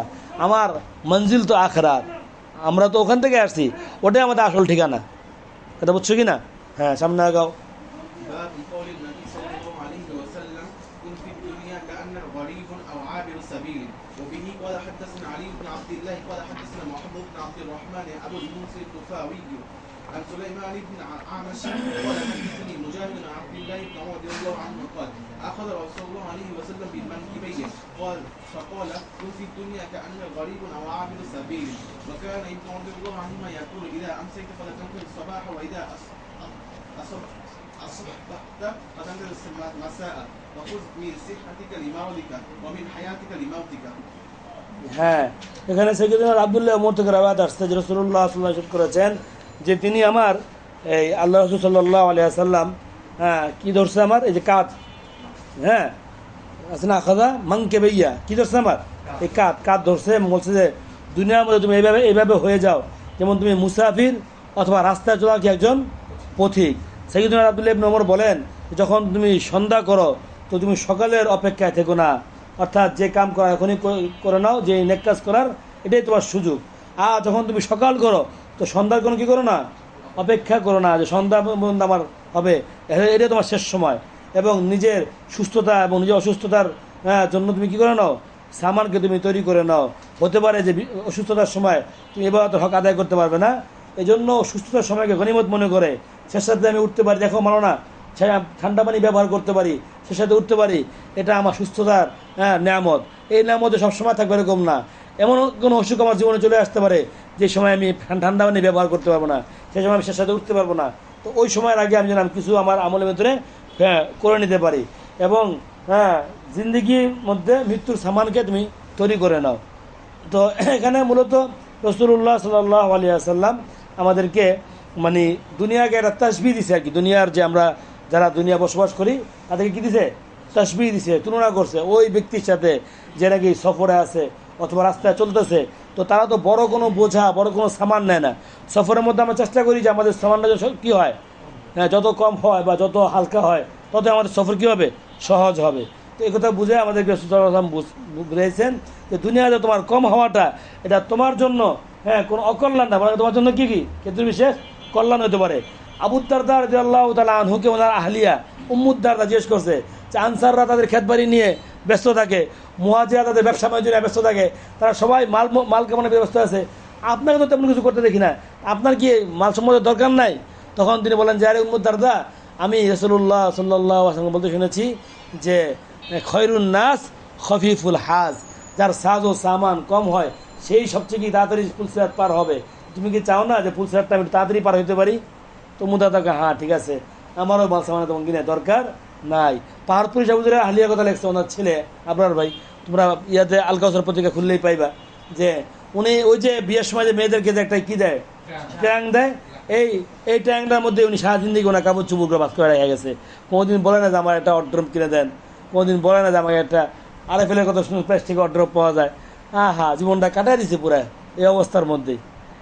এত পাওয়ার পুলিশ আবু তার মার কথা লেগছে, আমি আলকাসরে পড়ছি যে ওনার মা ছিল অনেক জমিদারের ঘরের মেয়ে, আমার আব্বা ছিল এক কারি সাহেব। ওনার কাছে বিয়ে হওয়ার পরে মানে পাওয়ার পুলিশের আব্বা হ্যাঁ তোমাদের বাড়ির পাশে, আচ্ছা ওই যে বাড়ির এলাকার লোক আছে, তো বলেছে যে আমি আমার কাপড়ের মধ্যে 5-6টা পর্যন্ত গুনছি তালি, যে কাপড়ের মধ্যে তালি দেওয়া পড়ছে। এখন তো ওই জমানার নাই গে, এখন মানুষ হাসাহাসি হবে তালি দেয়। তুমি পুরা মাদ্রাসায় সার্চ করো বা পুরা রাস্তাঘাটে সার্চ করো, এমন লোক খুঁজেই পাবে না যে তার জামা কাপড়ে কী দেওয়া আছে, তালি দেওয়া আছে। অথচ কাপড় যতক্ষণ তালি দেওয়া হয় ওটাকে তুমি পুরান মনে করার ইয়া রাখো না, অধিকার রাখো না, তোমার কাপড়টা এখন নতুন, বোঝা না বিষয়টা? তো এই ছিল ওনাদের সাদিকি জিন্দিগি, এই ছিল ওনাদের দুনিয়ার প্রতি বিমুখতা। আর আমি আপনারা দুনিয়ার মধ্যে আমাদের মানে আকর্ষণ এতটাই বেড়ে গেছে যে মনে হয় যেন সব কিছু বাদ দিয়ে দুনিয়াকে আঁকড়ে ধরি, কিন্তু দুনিয়া তো আমাকে কখনোই ভালোবাসে না। দুনিয়া এটা একটা ধোকার ঘর, ওই যে একটু হয়ে গেছে যে মাতাউল গুরুর, এটা ধোকার মধ্যে আমাদেরকে ফেলে রাখছে। শুধুমাত্র তার শাড়ি পাল্টায়, পুরান বউ নতুন শাড়িতে, বউ থাকে যাহা আয় বেরাদার নামানত বাকাস দিলান্দার যাহা আ পরিবার তুবাস মাকুন তাকিয়াবার মুলকে দুনিয়া ও পুষ্ট। তারপরে কে বেসিয়ার কাজ চুতু পরওয়ার দাও কুস্ত পড়ছেন না, এগুলো ভুলে গেছেন গা। চুয়া হেঙ্গে রফতান গুলিস্তা কি দেবেন, চুয়া হেঙ্গে রফতান কুনাদ জানে পাক চেবার তখতে মুরদান চেবার রুয়ে খাক। এটা গুলিস্তার প্রথম খন্ডা আছে যে হে আমার ভাই, এই দুনিয়া কারো সঙ্গ দেয় নাই, নামানাত বাকাস, অতএব তুমি দুনিয়াকে বানানেওয়ালা যে আছে তার লগে দিল লাগাও। চুয়া হেঙ্গা রফতান, যখন তোমার সময় আসবে দুনিয়া থেকে যাওয়ার, তুমি বাদশাহী খাটে মরছো হোসেন মোহাম্মদের সাথ, হ্যাঁ কি মানে গণভবনের বিশাল কুর্সির মধ্যে কি কবর দেওয়া হয়েছে, যা যাওয়া ওই বিয়াতে কি নাম কি বলে বনানী না, বনানী কবরস্থানে অন্য অন্য লোকের সাথে পড়া রয়েছে। চুয়া হেঙ্গা রফতান কুনাত জানে পাক চেবার তাখতে মুরদান চেবার রুয়ে খাক, তুমি তাখতে বুঝতে পারলো না, মাটি বুঝতে পারে মারলো, এটা কি কেউ দেখার কোনো সময় নাই। এই শেরগুলো আমি পড়ছিলাম কেন, কোথায় দাঁড়ায়, যখন নাকি আমি এই ইব্রাহিম লোদি ওনার কবরের সামনে দাঁড়াইছি। ইব্রাহিম লোদির পিছিয়ে দিয়ে তোমরা পড়ছো, ভুলে গেছো তোমরা তো, গত বছরই পড়লা। এই যে দারুল উলুম দেওবন্দ ইতিহাস ঐতিহ্য অবদান, যে মোগল সাম্রাজ্যের গোড়াপত্তন করা হচ্ছে বাবর পানিপথে যুদ্ধ করে ইব্রাহিম লোদির সাথে। ইব্রাহিম লোদি কে, তার ইতিহাস পড়ো। পাকিস্তান, বাংলাদেশ, ভারত, আফগানিস্তান, শ্রীলঙ্কা, ভুটান, মালদ্বীপ, নেপাল, এই পুরা সব কিছু মিলাকে এশিয়া বলা হতো। এশিয়ার একচ্ছত্র বাচ্চা ছিল একা, এই পুরাটা একা একা সামলায় গেছে। এখন এগুলো খণ্ড বিখণ্ডে আমি 9টা নাম নিলাম, এই 9 পিস বাচ্চা হয়েছে এখন। আর এই সবগুলোর একা ছিল কে, ইব্রাহিম। এই ইব্রাহিম লোদিকে হারায়া এরপরে বাবর কি করছে, এই মোগল সাম্রাজ্যের গোড়া পত্তন ওটার ইতিহাস রচনা করছে। আমি ওই পানিপথে গেছিলাম, পানিপথ স্টেশনে নামছি, নেমে ওখানে ইব্রাহিম লোদির কবরে গেলাম। ইব্রাহিম লোদির কবর ড্রেনের পাশে ময়লা পানি দুর্গন্ধ যেতেছে, পাশে একটা মাঠ, ওই মাঠের মাঝখানে অসহায়ভাবে পড়ে আছে। তা আমি ইব্রাহিম লোদি রহিমাহুল্লাহ যেহেতু মুসলমান ছিলেন, আমরা কবরের সামনে দাঁড়ায় বললাম যে ইব্রাহিম লোদি সাহেব, যদি আজকে আপনি বেঁচে থাকতেন তাহলে আপনার হয়তো ধারে কাছে আমি হয়তো পৌঁছতে পারতাম না, কারণ আপনি তো 9-10টা দেশের একত্রিত হয়ে ওই সাম্রাজ্যের আপনি বাদশা ছিলেন, কেমনি আমি আপনার কাছে আসবো, কিন্তু আজকে তো আপনি পড়ে আসেন অসহায়ের মতো। আপনার কবর জিয়ারত করানো হলো কয়জন আসে কে জানে, আমি তো খুঁজে খুঁজে বাড়ি করছি ইব্রাহিম লোদির কবর কোন জায়গায় আছে, কমপক্ষে 10 জনে জিজ্ঞেস করছি, কেউ চিনে না, শিক্ষিত লোক, মাথায় গেছি ঘুরা কাজী সালামাল্লাহ পানিপতি ওনার কবর খুঁজে বাড়ি করছি, বোয়ালি কলন্দার ওনার মাজারে গেছি, খুঁজে একাই ছিলাম, খুঁজে খুঁজে খুঁজে খুঁজে বের করছি। তোমাদের মালাবুদ্দ আমি নুহাসা কাজ ওনার কবরে গেছিলাম, তো আমি ওখানে গিয়ে দাঁড়া দাঁড়া সূরা ইয়াসিন বললাম, পরে পরে ইশারাগুলো পড়লাম যে চুয়া হেঙ্গারফতান কুনাদ জানে পাক চেবার তখতে মুরদান চেবার রুয়ে খাক। যখন আপনার জান বের হওয়ার সময় হবে তখন আপনি বাদশাহী পালঙ্কে মারা গেলেন না রাস্তায় পরে মারা গেলেন, এটা দেখার বিষয় নয়। কে বেশিয়ার কাজ চুতু পারোয়ার দাও কুশ, তোমার মতো বহুত লোককে ধরছে আর মারছে। এই হলো দুনিয়া। দুনিয়া কাউকে থাকতে দিবেই না, দুনিয়া তো থাকার জায়গা হয়ই নেই। তুমি কেন থাকার ইয়া করো? এই জন্য আমি ভাষায় বয়ান দিলাম যে তোমরা এই ভূমিকম্পের সময় তোমরা পরেশান হয়ে গেছো গা, আর ভূমিকম্পের সময় করণীয় কি সেটা তো আমাদের হলো। ভূমিকম্পের সময় ইস্তেগফার, আল্লাহ আউযু বিওয়াজ শিখা, আউযু বিওয়াজ শিখা, জোরে জোরে পড়ে থাকো, আল্লাহ আল্লাহ আল্লাহ শিখা। আজকে তো সকালে বললাম আমরা আউযু বিওয়াজ শিখা, যে আল্লাহ আপনার সত্তা গেছে, আপনার পানা আছে, জামুটা কোথায়? এই দৌড়াদৌড়ি আতঙ্ক সৃষ্টি করে, এই করে সেই করে। ভাই মরতে তো হবেই, একটা মোটামুটি ব্যবস্থা করে তারপরে আল্লাহ দিকে রুজু হও, আল্লাহ দিকে রুজু হও, শেষ অবস্থায় চলে যাও। আল্লাহ এখন তো এই মুহূর্তে মারা যাবো নিশ্চিত। আমিও তো দিন ধারণা করছি যে এখন আমার কিছুক্ষণের ভিতরে কী হবো, এই ব্রেনটা পড়বে আমার উপরে, পরে আমি কী হয়ে যাবো, শেষ হয়ে যাবো, এটাই আমার শেষ মুহূর্ত। আমি চিন্তা করলাম না, আলহামদুলিল্লাহ উজু অবস্থায় আছি, এতেকাব অবস্থায় আছি, মসজিদে বসে আছি, হ্যাঁ মেম্বারের সামনে বসে আছি, চলো খায়ের এখান থেকেই লাশ উঠা কালকে আমাদের ময়দানে। আমি তার মসজিদে বসাইছিলাম, কোথাও দৌড় দিই, সবাই দৌড় দিছে, যে কাঁপতেছে, আমি পরে দেবো, মাথা তো হালকা ধাক্কা লাগতেছে, তা আমি ধরে রাখছি ভাবে, সব কাঁপতেছে, মেম্বার সহ কাঁপতেছে, মনে হয় মানে ভাইব্রেশন চালু করে দিচ্ছে আর কি, মোবাইলের মতো ভাইব্রেশন। খুব ভয় পাইছি ভাই, ভয় তো পাওয়ারই বিষয়, কিন্তু মৃত্যুটাও একই মনে করছি, মৃত্যুটা তো একই, এটাই সত্য কথা। তুমি দুনিয়াতে আমরা একজন হক মারি কেন মনে করি কি যে লম্বা হায়াত পাবো, কয় হাজার বছর হায়াত পাবেন বলো না, 2000, 3000, 5000, 10,000, এন্ড তো হ্যাঁ 2025 সাল, ঠিক আছে বললাম, আপনি 3025 সাল পর্যন্ত বাঁচবেন আর 1000 বছর বাঁচবেন ধরে নিলাম, এরপরে उसके बाद क्या है, मरना तो है आखिर। ये दुनिया ये जाने की जगह है, जगह जी लगाने की दुनिया नहीं, ये इबरत की जा है तमाशा नहीं। কথা বলছেন নাকি? এই জন্য দুনিয়ার পেছনে মেহনত অতটুকুই করবো যতটুকু আমার দুনিয়ার দরকার হয়, দুনিয়ার পেছনে আমরা ডুব দিব না, ঠিক আছে না? ইনশাআল্লাহ আল্লাহ আপনাদের রিজিকে বরকত দান করেন। রিজিক নিয়ে কখনোই ভাববেন না, আপনার সৃষ্টির 1000 বছর আগে আপনার রিজিকে বাজার আল্লাহ করে দিয়েছে। শুধু আল্লাহকে বলেন, আল্লাহ আমার রিজিকটাকে আপনার সহজভাবে আমার কাছে পৌঁছায় দেন। হারাম রিজিক খাওয়ায়েন না, হালাল খাওয়ায়েন, সহজভাবে সম্মানের সাথে। কি বললাম বলেন? হ্যাঁ, সহজভাবে সম্মানের সাথে, এটা আল্লাহর কাছে বলে আপনি আপনার ইয়ে করেন। হজরত তকি ইসমাইল এক বড় ভাই ছিলেন, পড়ছেন মধ্যে আপনি সম্ভবত, তারা শিকদারের মধ্যে জাকি উসমানী, হ্যাঁ জাকি কাইফি, উনি কবি ছিলেন। ওনাকে অনেক মানুষ চিনে না, রফি সাহেব তকি সাহেব দুজনেই ছিলেন, সবাই দুজনেই ফেকার জগতে ছিল। তো আপন বড় ভাই মারা গেছেন। হ্যাঁ, তো ওই জাকি কাইফি উনি ওনার ঘটনা রাখছেন যে আমার এই কুতুবখানায় যে আছে না কিতাব বেছে বইটই, তো বইটইয়ের দোকান ছিল ওনার।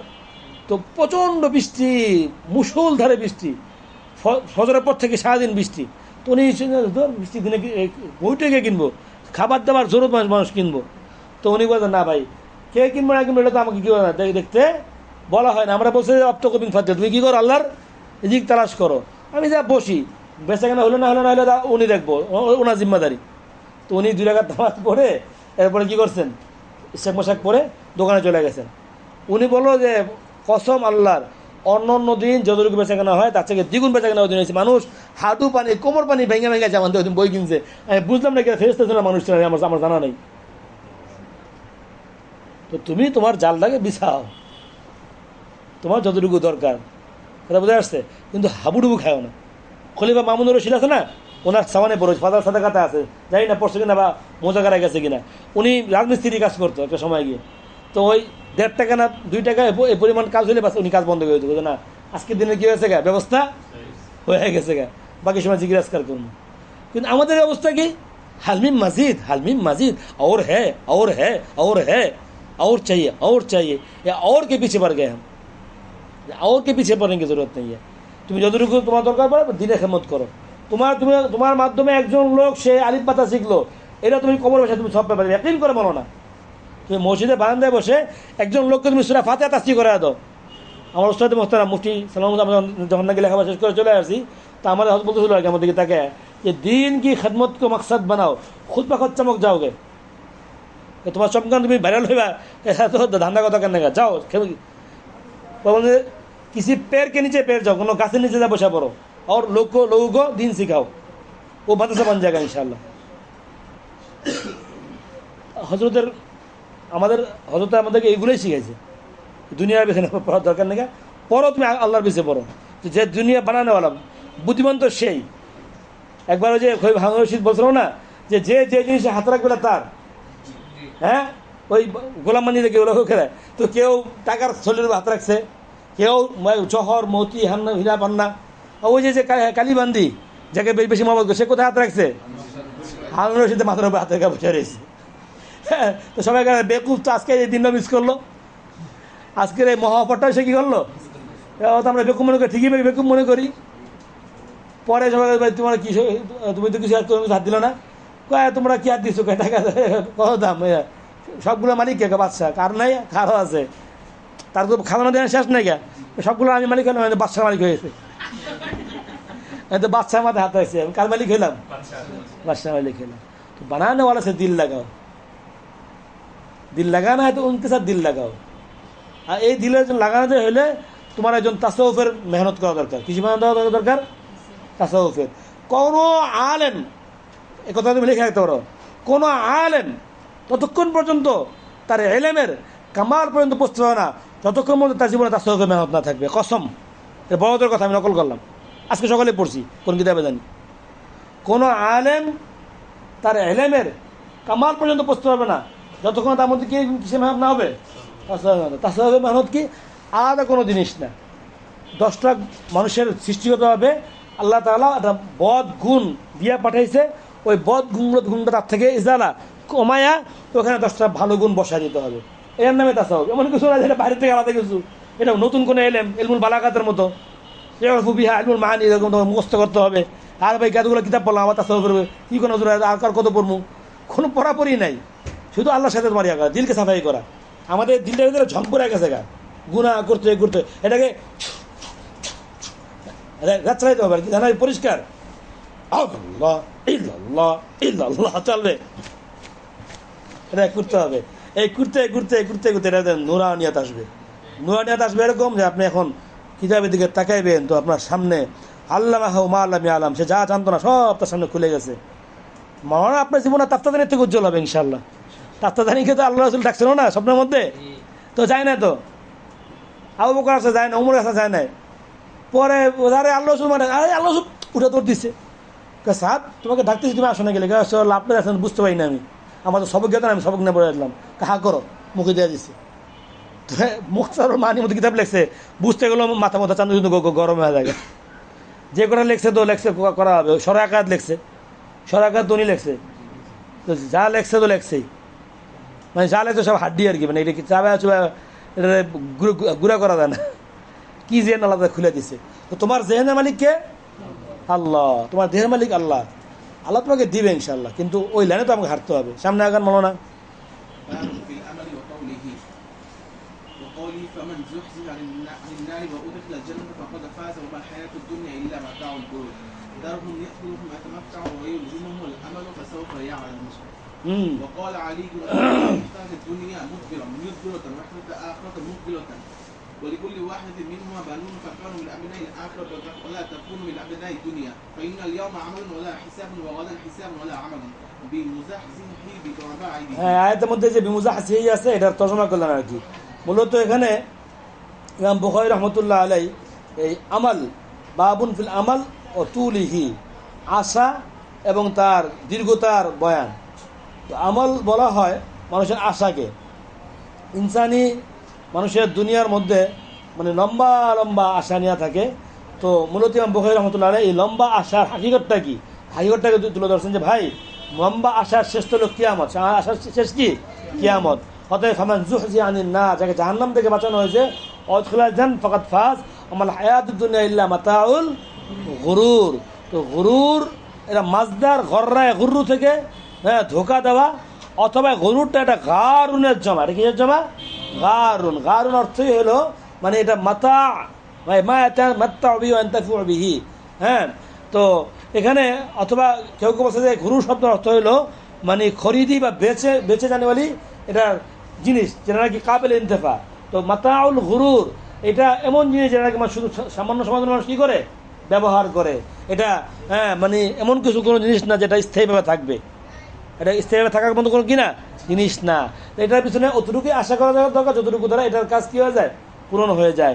এখানে হাদিস নিয়ে আসছে মানে আলী কিন আবি তালেবের কওল আসার নিয়ে আসছে আসার। তো দেখো ভাই যে দুনিয়া তো মুদ বেরাতান পিঠ দেখা চলে গেছে, কথা বোঝা আসছে। মানে দুনিয়া যে আজকে সকালে সবাই খেয়াল করো, আজকে সকালে আমরা শুরু হয়েছে না, তুমি কখন চলে গেলো তুমি টের পাইছো? হ্যাঁ, হয়তো আজকে আমার অনেকে সাহায্য আমার কাচ্চি খেয়ে অনেকে খাইছি, বোরানি, তারপরে মনে করো সানা, এগুলো আমাদের ভালো লাগে না খাইতে, দই, রসমালাই, কত কিছু তো খাই নাই। প্রত্যেকে তার একটা ফেভারিটের লিস্ট সামনে রাখেন, খাই নাই। তো কী হয়েছে, দিনটা তো চলে গেছে গা, দিনটা কী হয়েছে এভাবে চলে যাবে। আসছে আমার আশাগুলো পুরা হোক তাতেও চলে যাবে, আশাগুলো পুরা না হোক তাতেও কী হবে, ইরতাহাল দুনিয়া মুদবিরাতান। আর আখিরাত ওয়ার তাহলে আখিরাত মুকবিলাত আমাদের আগাচ্ছে। প্রত্যেকে আমরা নিজের সময় নিয়ে আসছি। উদাহরণস্বরূপ আমাদের রুহুল আমিন সাহেব 75 বছর বয়স নিয়ে আসছে, উদাহরণস্বরূপ। আল্লাহ তাআলা ওটাকে আরো লম্বা হায়াত দান করুন, দোয়া করি আমাদের সবাইকে দান করুন। তো 75 বছরের মধ্যে মনে করো 30, 35, 33 কাউন্ট হয়ে গেছে। একটা করে দিন যাচ্ছে, ওটা কিন্তু আর পারবে না সীমা রেখা দেওয়া, কমতেছে কমতেছে কমতেছে কমতেছে। আমি মাঝে মাঝে আমার নিজের কথা চিন্তা করি, কারণ আমাদের বড়রা তো 50-52 বছর বেশি বাঁচে নেয়। মারা কাজ মাত্র 49 বছর মারা গেছে, আব্দুল্লাহ লক্ষণে 39 বছর মারা আছে। আমার তো বোনাসের ভিতরে আছি, 42-42 চলতে আছে, মানে কি 40 পার করতে পারছি। অনেক শুক্রিয়ার সাথে চলাফেরা করি, ভাই বাচ্চা আছি। কারণ 50-50 যাবো কিনা এটা আমার নিজের উপর কোনো কি নাই, গ্যারান্টি নাই। 50-50 যাবো কি যাবো না, কথা বলছো? হ্যাঁ, বাস্তবতা ভাই। তোমার মনে হয় দেখছি তাই করে একটা বাচ্চা ওই যে তাহাজ্জুদ পড়তে উঠছে, দেখছো না? আমি দেখছি পুরো এটা খুব মনোযোগ সহকারে দেখলাম। মরার মতো কোনো কারণ তো দেখলাম না। আমি আমার বিবেকে চেয়েছিলাম যে সে কী কারণে মরলাম, আমার যেটা বুঝে আসলো না বিষয়টা কি। তার ঘুম থেকে ডাক দিচ্ছে, তার মাথার উপরে চোট লাগছে না কি আল্লাহ ভালো জানে, কারণ স্ট্রোক হয়ে স্ট্রোক করতে পারে। তো দেখো কত ছোটো বাচ্চা চলে গেছে। তো তুমি কিসের আশা তুমি দুনিয়া এরকম দীর্ঘ একটা মানে ইয়া নিয়ে পরিকল্পনা নিয়ে সাজায় টাজায় অনেক বড় কিছু করবা। তোমার তো এখন আখড়ার জন্য একটা কোনো একটা স্ট্রাকচার তৈরি করা দরকার, এটা আখড়াত চলবে। কি চলবে? আখড়াত চলবে। আর মাশাআল্লাহ তোমাকে আল্লাহ যে এলেম দিছে, এই এলেমটা এটাই তো আখড়াত। তুমি তো আখড়াতের মধ্যেই আসো, আখড়াতের মধ্যে থাকে তুমি দুনিয়ার জন্য হাউতাস করতেছো। খুদারা ইসকো ছোড়ো, তোমার দুনিয়া তোমার সাথে আয়েগে ইনশাআল্লাহ। আল্লাহ তাআলা যাকে ইলমে ওহী দান করছে তাকে কখনো বেইজ্জত করবে না। ইমাম মুহাম্মদকে যখন নাকি আল্লাহ তাআলা দুনিয়া থেকে নিয়ে গেছে, পরশুর মাথা তার সামানের মধ্যে যে লোকে জিজ্ঞেস করছিল ওনার কোনো খায়ের স্বপ্ন দেখছে যে আল্লাহ তাআলা আপনার সাথে কী আচরণ করছে। ইমাম মুহাম্মদ রাহমাতুল্লাহ আলাইহি বলছেন যে আল্লাহ তাআলা আমাকে দেখা বলছে, মুহাম্মদ আমি আল্লাহ তোমাকে ইলমের হামের জন্য মানে তোমাকে আমি আযাব দেবো, জাহান্নামে জ্বালামু। তোমাকে ইলম দিছি আমি তোমাকে আমি মহব্বত করি বলে, আমার ইলমের ওই ইজ্জতের কারণে আমি তোমাকে আজকে মাফ করে দিলাম। তো এলেম আপনার ভিতরে আল্লাহ তাআলা দিছে, আপনাকে ইন্তেখাব করে নিয়ে আসছে, বাছাই করে চলে আসছেন। মুনতাখাব সুদা, নির্বাচিত মানুষ নির্বাচন হওয়ার জন্য লড়াই করতেছে, পাস করার লেগে, ভোটে পাস করার জন্য। আপনি বিনা ভোটে পাস করছেন, আল্লাহ আপনাকে ধরে ধরে নিয়ে আসছে, বসাইছে, দরজা দিছে। আপনার মন উড়ু জানিয়ে দেয়, বামে দৌড়তে আপনার মনকে জমান যে আমি রসুলের কিসের ওয়ারিস ভাই বলেন? পাথরের ওয়ারিস। যে পেটের মধ্যে পাথর পড়ছে, পাথরের কি আমি মানতে রাজি আছি তো ইনশাল্লাহ? দরজা বন্ধ করে কারো কথা হাত পাতবো না। আমার আল্লাহ যে মারিয়ামকে ঘরে বসে খানা খাওয়াইছে, ইয়া আমারে মানালা কি হাজা, ওই আল্লাহ এখনো বেঁচে আছেন, ওই আল্লাহ এখনো হাইয়ুন কাইয়ুমুন। আল্লাহ বুড়া হয় নাই, আল্লাহ শক্তি কমে নাই, ওই আল্লাহ খাওয়াবেন না। আমি এখানে বসে মরে যাবো গা, ছটফট করে মরমু, আপনার নাম নিতে মরে যাবো। আপনি আপনার নামে লাজ রাখেন, আপনার মারিয়ামকে খাওয়াইছেন, আমারে খাওয়াইতে হবে। আমি আপনার বান্দা না? জিত করো আল্লাহর সাথে, আল্লাহর সাথে ভাব করে তো জিত করতে পারবা। ভাবি তো নাই গা, কথা বোঝো নাই? দরজা বন্ধ করে তুমি ইনশাআল্লাহ দুনিয়া তোমার হাতের মুঠে এসে ধরা দিবে। দুনিয়া এটা মানুষের সাথে এমন সম্পর্ক, যে দৌড়ায় সে পায় না, আর যে দুনিয়াকে তালাক দেয় সে 3 তালাক, ওর পিছিয়ে পিছিয়ে দুনিয়া ঘুরে। অনেকটা দুনিয়ার মানে মেয়ের মতো নাকি, যে মেয়ের পিছিয়ে যে ছেলে ঘুরে ওর পাত্তা দেয় না, আর ঘিরুঞ্জি হাতে ধরা দেয় নাকি, অনেকে খুশি হয়ে গেছে। তা যাই হোক, আলী বলেন যে কুল্লি ওয়াহিদ মিন হুমা বানুন, আবনাউল আখরাত আছে, আবনাউদ দুনিয়া আছে, দুনিয়ার সন্তান আছে, আখরাত কি আছে, সন্তান আছে। তুমি দেখো না যে আমাদের যেই নেতাগুলো ধরা পড়ছে, এই মাঝে মাঝে হাজির করে, হ্যাঁ কীভাবে হাঁটতেছে, হ্যাঁ এই তো তাদের দুনিয়ার হাকিকত। চোখ খুললা মানুষকে দেখা যাচ্ছে আল্লাহ তাআলা। দেখো ওই সালমান এফ রহমান আরও যারা যারা কত আরামায়েশ করে গেছে না, এখন হাত করা লাগা হ্যাঁ কাঁপতে কাঁপতে। ওই যে কামরুল সাহেব বলে এই জন্য হাজিরা যাওয়ার ভয় লাগে আবার। আমি তো সালাউদ্দিন কারি সাহেবের মধ্যে বলতে পারতাম যে কামরুল্লাহ। হ্যাঁ, তো ফাকুন বিন আবনাইল আখিরাহ ওয়ালা তাকুন আবনাই দুনিয়া। দুনিয়া এই মানো না, এটা লিখে রাখতে পারেন আপনাদের ডায়েরির মধ্যে। এই খুব সুন্দর না এটা, হ্যাঁ লিখে রাখেন ডায়েরির মধ্যে। ভাই এটা অনেক মজার কিছু কথা আসবে, এইগুলো মাঝে মাঝে পড়বেন একা একা। ভাই আল্লাহ তাআলা সাহায্য ছাড়া বাঁচতে পারবো না। আমি ওদিনও মনে হয় আমাদের উপরে বলছিলাম আর কি, যে আপনারা যারা এলেন শিখতেছেন বা আমরা যারা এখন এই জমাটা আইছি, অনেক পরীক্ষার মধ্যে আমাদের সময়টা চলতেছে। এই দাওয়াত সেই দাওয়াত, হ্যাঁ এই হাতে হাতে মোবাইল, কাফের মুশরিক ইহুদি নাসারা সব গালেব হয়ে গেছে আমাদের উপরে। এখন আমাদের একটাই রাস্তা খোলা, ইসুফ আলাইহিস মতো দৌড় মারা। ইসুফ আলাইহিস কি মারতে হইব? দৌড় মারতে হবে। ফাফিরু ইলাল্লাহ, তালা খুলবো না, আল্লাহ আল্লাহ দেখবো। আচ্ছা, ফাস্তাবাকাল বাব, হযরতে ইসুফ আলাইহিস সালামের খেতে আল্লাহ শব্দটা খেয়াল করেন, ইস্তাবাকার ইয়া খুলেন, লোগাত খুলেন, দুইজনে যে প্রতিযোগিতা করে, তো প্রতিযোগিতার সময় কি আস্তে আস্তে দৌড় দেয়, যে অ্যাথলেটিক্সে যে দৌড় দেয় আস্তে আস্তে দৌড় দেয়। তো ইসুফ আলাইহিস সালাম তার সর্বাত্মক না দৌড় দিছে, তালা কিন্তু বন্ধ। তো উনি ওই ফিকির করছে যে তালা খুলবে কাটা হেপড়া কপালে বাড়ি খামু, এই চিন্তা করছে। আর ওয়াস্তাবাকা তাসনিয়া সিগা জোরে খাওয়া দৌড় দিছে এই সিটে। আচ্ছা, দৌড়ের অবস্থা কি ছিল খেয়াল করেন, জামার হাতে রয়ে গেছে, পিছনের সাইড পুরো ফাঁকা হয়ে গেছে। একটা জামাকে অত সহজে সিরা যায় পারে, সিরেন দেখি একটা জামা আমারটা সিরা দেখেন কেউ একজন আছে, আসেন সিরেন দেখি সামনে সামনে বসে, অত সহজ না সিরা। তার মানে দৌড়ের স্পিডটার ম্যাকদার কোন থেকে বোঝা যায় যে কি কি স্পিডে দৌড় দিচ্ছে, আর কি উনিও কি স্পিডে তার প্রতি আগ্রহ ছিল। দুজনের দৌড়ার মাকসাদ ভিন্ন। হযরত ইউসুফ আলাইহিস সালাম দৌড়াইতেছে ইলাল্লাহ, আল্লাহর দিকে। আর হযরতে জুলাইখা তো পরে ভালো হযরতে বলতেছে নাকি, উনি তো পরে ওনার ইয়ে হয়েছে, স্ত্রী হয়েছে। তো উনি বলছে কার দিকে, ইলাল নফস, খায় সে পুরা করার জন্য। একজন গুনাহ করার জন্য দৌড়াইতেছে, একজন গুনাহ থেকে বাঁচার জন্য, দুজনে কিন্তু দৌড়াইতেছে। তো এই যে বলছে লিকুল্লি ওয়াহিদিন মিনহুমা বানুন, দুনিয়াতে কেউ দুনিয়ার জন্য দৌড়াইবে, কেউ আখিরাতের জন্য দৌড়াইবো। আপনার দৌড়টা কোন দিকে হবে, ডিসিশন আপনার হাতে। আপনার দৌড় কোন দিকে হবে, ডিসিশন কার হাতে, আপনার হাতে। আপনি কি বনুর দুনিয়া হবেন না বনুল আখিরাত হবেন, সিদ্ধান্ত করেন, ওইভাবে দৌড়ান ইনশাআল্লাহ। যে আখিরাত ওয়ামানকান ইউরিদু হারসাল আখিরা নাজিদ লাহু ফি হারসি, আর যে নাকি দুনিয়া চায় বাংলা হাসাদ দুনিয়া নুতে মিনহা, দুনিয়া কিছু পাইবো, মিনহা মিনে তাবিজিয়া, মিনে তাবিজিয়া কিছু পাইবো। আমাল ফিল আখিরাতি মিন নাসিব, সাফ সাফ কথা, আখিরাত তোমার জন্য সাফ ক্লিয়ার, আখিরাত দিমুন এক পয়সা তোমারে। দুনিয়ালে দৌড়াইছো, দুনিয়ালে গেলেম শিখছো, দুনিয়ার মৌলবি তাও তুমি দুনিয়া পেয়ে গেছো গা, মা আল্লাহ আখিরাতি মিন নাসিব। অন্তত তুমি আপনি কিসের মৌলবি হবেন, দুনিয়া মৌলবি হবেন আখিরাতে মৌলবি হবেন, ফয়সালা আপনার হাতে। সামনে আগান।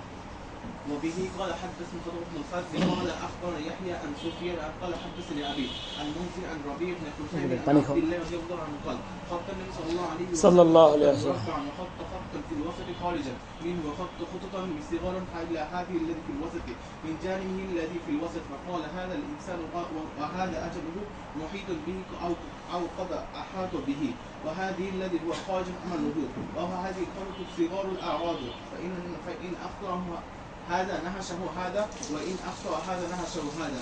وبه قال حدثنا مسلم قال حدثنا عمار عن إسحاق بن عبد الله بن أبي طلحة عن أنس رضي الله عنه قال خط النبي صلى الله عليه وسلم خطوطا فقال هذا العمل وهذا أجله فبينما هو كذلك إذا جاءه الخط الأقرب. باب এখানে দেখো এই নাহাসা এনে আসছে আর কি একটা শব্দ। তো নাহাসা অর্থ হলো কোনো জিনিস উপরে জড়া ধরা আর কি।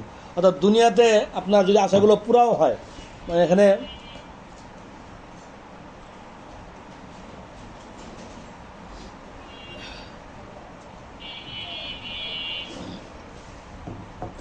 বড়রা এভাবে বুঝাইছে, দেখেন আমাদের এরিয়ার দিকে তাকান, এই যে একটা মুরাব্বা দায়রা, চার কোণার চার, হ্যাঁ এটা আপনার হায়াত, এটা কি আপনার হায়াত।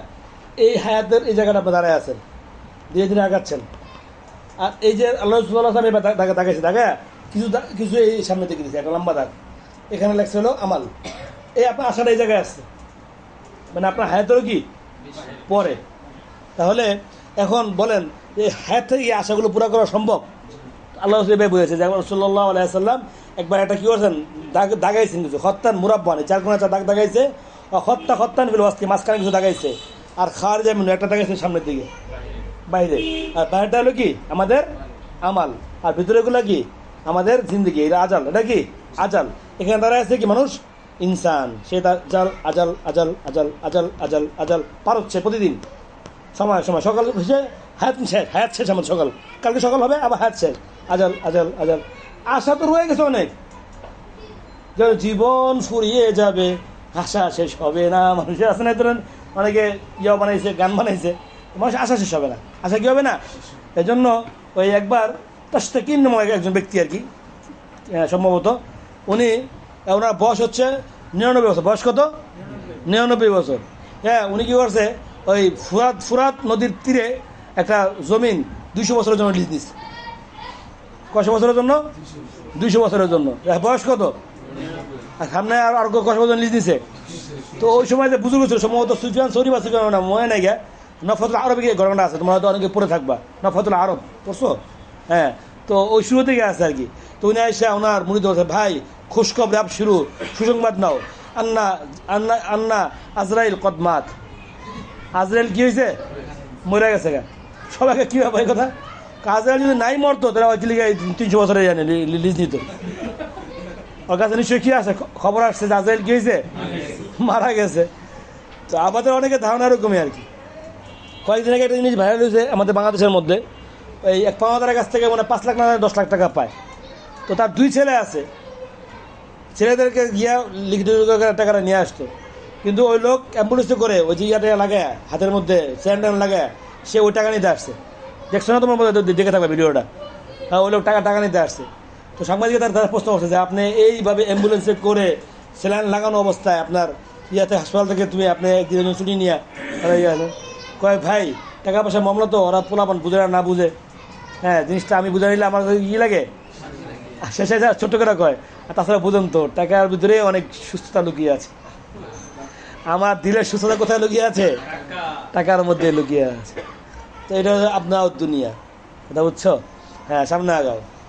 باب من بلغ 60 سنة فقد عبره الله إليه في العمر হ্যাঁ, لقوله أولم نعمركم ما يتذكر فيه من تذكر وجاءكم النذير. হ্যাঁ, وبه قال حدثنا عبد السلام بن مطهر قال حدثنا موسى بن علي عن مالك بن محمد الغفاري عن سعيد بن أبي سعيد المقبوري عن أبي هريرة رضي الله عنه صلى الله عليه وسلم صلى الله عليه وسلم. قال الله لامرئ أخر أجله حتى بلغه 60 سنة تعبه ابن عجلان وأبو حاتم المقبوري. وبه قال حدثنا علي بن عبد الله قال حدثنا أبو صفوان عبد الله بن سعيد قال أخبرنا يونس بن شهاب قال أخبرني سعيد بن المسيب بأن أباه رضي الله عنه قال سمعت رسول الله صلى الله عليه وسلم قال شابا في حب الدنيا وطول الأمل قال ليس. وحدثني يونس بن وهب عن يونس عن ابن شهاب أخبرني سعيد وأبو سلمة. وبه قال حدثنا مسلم بن إبراهيم قال حدثنا هشام قال حدثنا قتادة عن أنس رضي الله عنه قال قال رسول الله عليه وسلم يكبر ابن آدم يكبر معه اثنان حب المال وطول العمر رواه الشعبة عن قتادة. এখানে ইমাম বুখারী রাহমাতুল্লাহর মাকসাদ হলো যে এই যে তুলুল উমর, দেখো খেয়াল করো বাপটা কি, যে মান বালাগা 60 সানা, যে ব্যক্তি 60 বছর বয়স পেয়ে গেছে গা, ফকাত আযরা আল্লাহু ইলাইহি ফিল উমরি, যে আল্লাহ তাআলা হ্যাঁ মানে বয়সের ব্যাপারে তার ওজরকে শেষ করে দিয়েছে। অর্থাৎ ইমাম বুখারী রাহমাতুল্লাহ আলাইহি কথা বোঝাতে চাচ্ছে যে আল্লাহ রাব্বুল আলামিন যদি কোনো আল্লাহ বান্দাকে 60 বছর হায়াতও দিয়ে থাকে, তখন তার কাছে আখিরাতে তৈয়ারির ব্যাপারে কোনো ওজর আর বাহানার কি নাই, জায়গা নাই। অর্থাৎ মানে বোঝা গেল যে মানুষ যখন নাকি 40-এর হয়ে যায়, পার হয়ে যায়, তখন তার মানে এই সমস্ত ওজর কি হয়ে যায়, হ্যাঁ না মানে 40-এর পর থেকে তার আখিরাতের প্রস্তুতি নেওয়াটা কি জরুরি হয়ে যায়, এটা বলছে আর কি। কারণ 60 হয়ে যাওয়ার পরে তখনও যদি আখিরাতের ফিকে থেকে সে গাফিল থাকে, তাহলে এই বেতাহাজ্জি আর এই গাফলাতের কোনো বাহানা আল্লাহর সামনে সে পেশ করতে পারবে না। যেমন নাকি এখানে দলিল পেশ করা হয়েছে, আওয়ালাম নুআম্মিরকুম, আমি কি তোমাকে কি দেই নাই, বয়স দেই নাই, যে মা তাযাক্কারু ফিহি, যার মধ্যে তুমি কি করতে পারতা, নসিহত গ্রহণ করতে পারতা, এবং তোমাদের হয়তো উপদেশ গ্রহণ করে আসছিল, কিন্তু তুমি কি করো নাই, এই ধরনের উপদেশ থেকে তুমি কোনো ধরনের উপদেশ গ্রহণ করো নাই। এরপরে ওই পিছনের হাদিসগুলো আর কি বর্ণনা করছেন যে মানুষ যখন নাকি বৃদ্ধ হতে থাকে, তখন তার মধ্যে দুইটা জিনিস তার যৌবনের দিকে ফিরে যেতে থাকে। একটা হলো তার দুনিয়ার প্রতি ভালোবাসা, আগ্রহ। দেখবেন যে যত বেশি মানুষের বয়স বাড়ে, তত দুনিয়ার প্রতি তার কী বলে আগ্রহ অন্ত মজবুত হয়, আর দীর্ঘ আশা। এটা রসুলের বলে যাবাই। আজকে এই সূরাতু আল হজ্জের তাফসীর পড়তে গিয়ে দেখলাম, যারা হাসিয়ে লেগছে, একমাত্র যারা ওলামায়ে কেরাম সহিহ ইলমের উপর তারা আমল করে, খেয়াল করেন, ইলমের তাকওয়ার উপর তারা কী করে, আমল করে, তারা এই খোরাক থেকে বেঁচে যায়। তাদেরকে আল্লাহ তাআলা আখিরাতের কি দেয়, সুযোগ দেয়। যার দৃষ্টান্ত আপনি পান হযরত জালালউদ্দিন সুয়ুতী রাহমাতুল্লাহ আলাইহি, যে উনি 40 বছরের পর থেকে আর কোনো ধরনের কাজকর্মই করে না, শুধু ইবাদত বন্দেগীর উপরে জীবনটা পার করে দিয়েছে। আর হযরত শেখ সাইদুর রহমতুল্লাহ আলাইহি, উনি তো আজীব, উনি ওনার পুরা হায়াতটাকে 3 ভাগে ভাগ করছে শুরুতেই, যে 40 বছর ঘুরমু, 40 বছর লেখালেখি করমু, 40 বছর ইবাদত বন্দেগী করমু। তো ওনার ওই হায়াতের শেষ দিনটা দিনই ছিল যেদিন উনি ওনার ভাগ করা দিন ছিল আর কি। 120 বছর উনি হায়াত পাইছে, 3 4 12। তো আল্লাহর সাথে তাদের ভাব ছিল। এজন্য মানে একটা বয়স হবে, আমরা বলি যে ভাই চেহেল সাল উমরে আজিজাত গুজাস মেজাজে তুয়াজ হালে তিফলি নাগাস, 40 বছর বয়স তুই পার করে এলি, বাচ্চাদের মতো এখনো রয়ে গেল খেলা খেলি। তোর খেলা খেলি আর কমলো না, এখন বুড়ারা টিকটক বানায়, কিছু আছে না, ওই নবী রে একটা বুড়া, হ্যাঁ কি একটা অবস্থা। এরা কাছে আইসা ভালোবাসা, নবী তুমি দেখা দেন আমারে।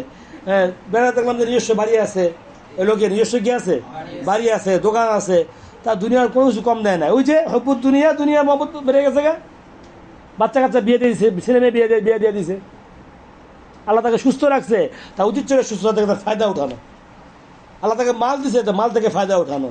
কিন্তু আল্লাহ তালা তো তৌফিক তো তাকে দিতে, তৌফিক তো দেয় না ভাই। তুমি মাল দিয়া, সিহাত দিয়া, ওমর দিয়া, সব কিছু দিয়া তৌফিক নিয়ে দিই ভাই, কেসে তুমি কারো আল্লাহর কাছ থেকে তৌফিক নেওয়া দরকার। এই জন্য শেখ সাইদ রহমাতুল্লাহ আলাইহি তার কিতাবে লেখছে গুলিস্তানের মধ্যে, শুক্রে খোদা কুনকে মুওয়াফফাক শুদি বা খের কে আজ এনআমে উতু মুআত্তাল না গুদাস। আল্লাহ শুকরিয়া আদায় করো যে তোমাকে আল্লাহ রাব্বুল আলামিন তৌফিক দান করছে। তৌফিক ये बड़ा अजीब चीज़ है। আমাদের শেখ মুর্শিদ হযরত উস্তাদ মুহতারাম সালমান মুসলিম সাহেব হুজুর গত কয়েক মাসে মাদ্রাসাগুলো, আপনার মাদ্রাসাগুলো সব মানুষের দারুল উলুম দেওবন্দ সব বন্ধ। ওই কয়েক মাসের মধ্যে হজরতের 4টা কিতাব লেখা বানাইছে, একেবারে খালি কিতাব বাজারে আসতেছে, কাজ কিতাব লেখে আর খালি দিয়া দেয় মাক্তাবা। তারাও ছাপতেছে, মানুষ ঘরে ঘরে বসে বসে বসে বই পড়ো, কিতাব পড়ো। তো দারুল উলুম দেওবন্দ গোস্তাদ কাছে, মাশা আল্লাহ আপ মুওয়াফফাক হ্যায়, মাশা আল্লাহ আপ, এই মুওয়াফফাক হোনা, এই শব্দটা যার গাড়ির উপর আল্লাহ তাআলা লাগাই দিছে, ওর থেকে তো খুশনসিব তার কারণ নাই। আল্লাহ তাআলা আমাদেরকে তৌফিক দান করেন। এজন্য মানে এই কথা বলা যে বুড়া হইলে কর্মু, আসলে কিছু লোক বলে, এটা কোনো সুযোগ আছে, যে কোনো মুহূর্তে ডাক চলে আসতে পারে। باب العمل الذي يبتغى به وجه الله فيه سعد رضي الله عنه وبه قال حدثنا معاذ بن أسد قال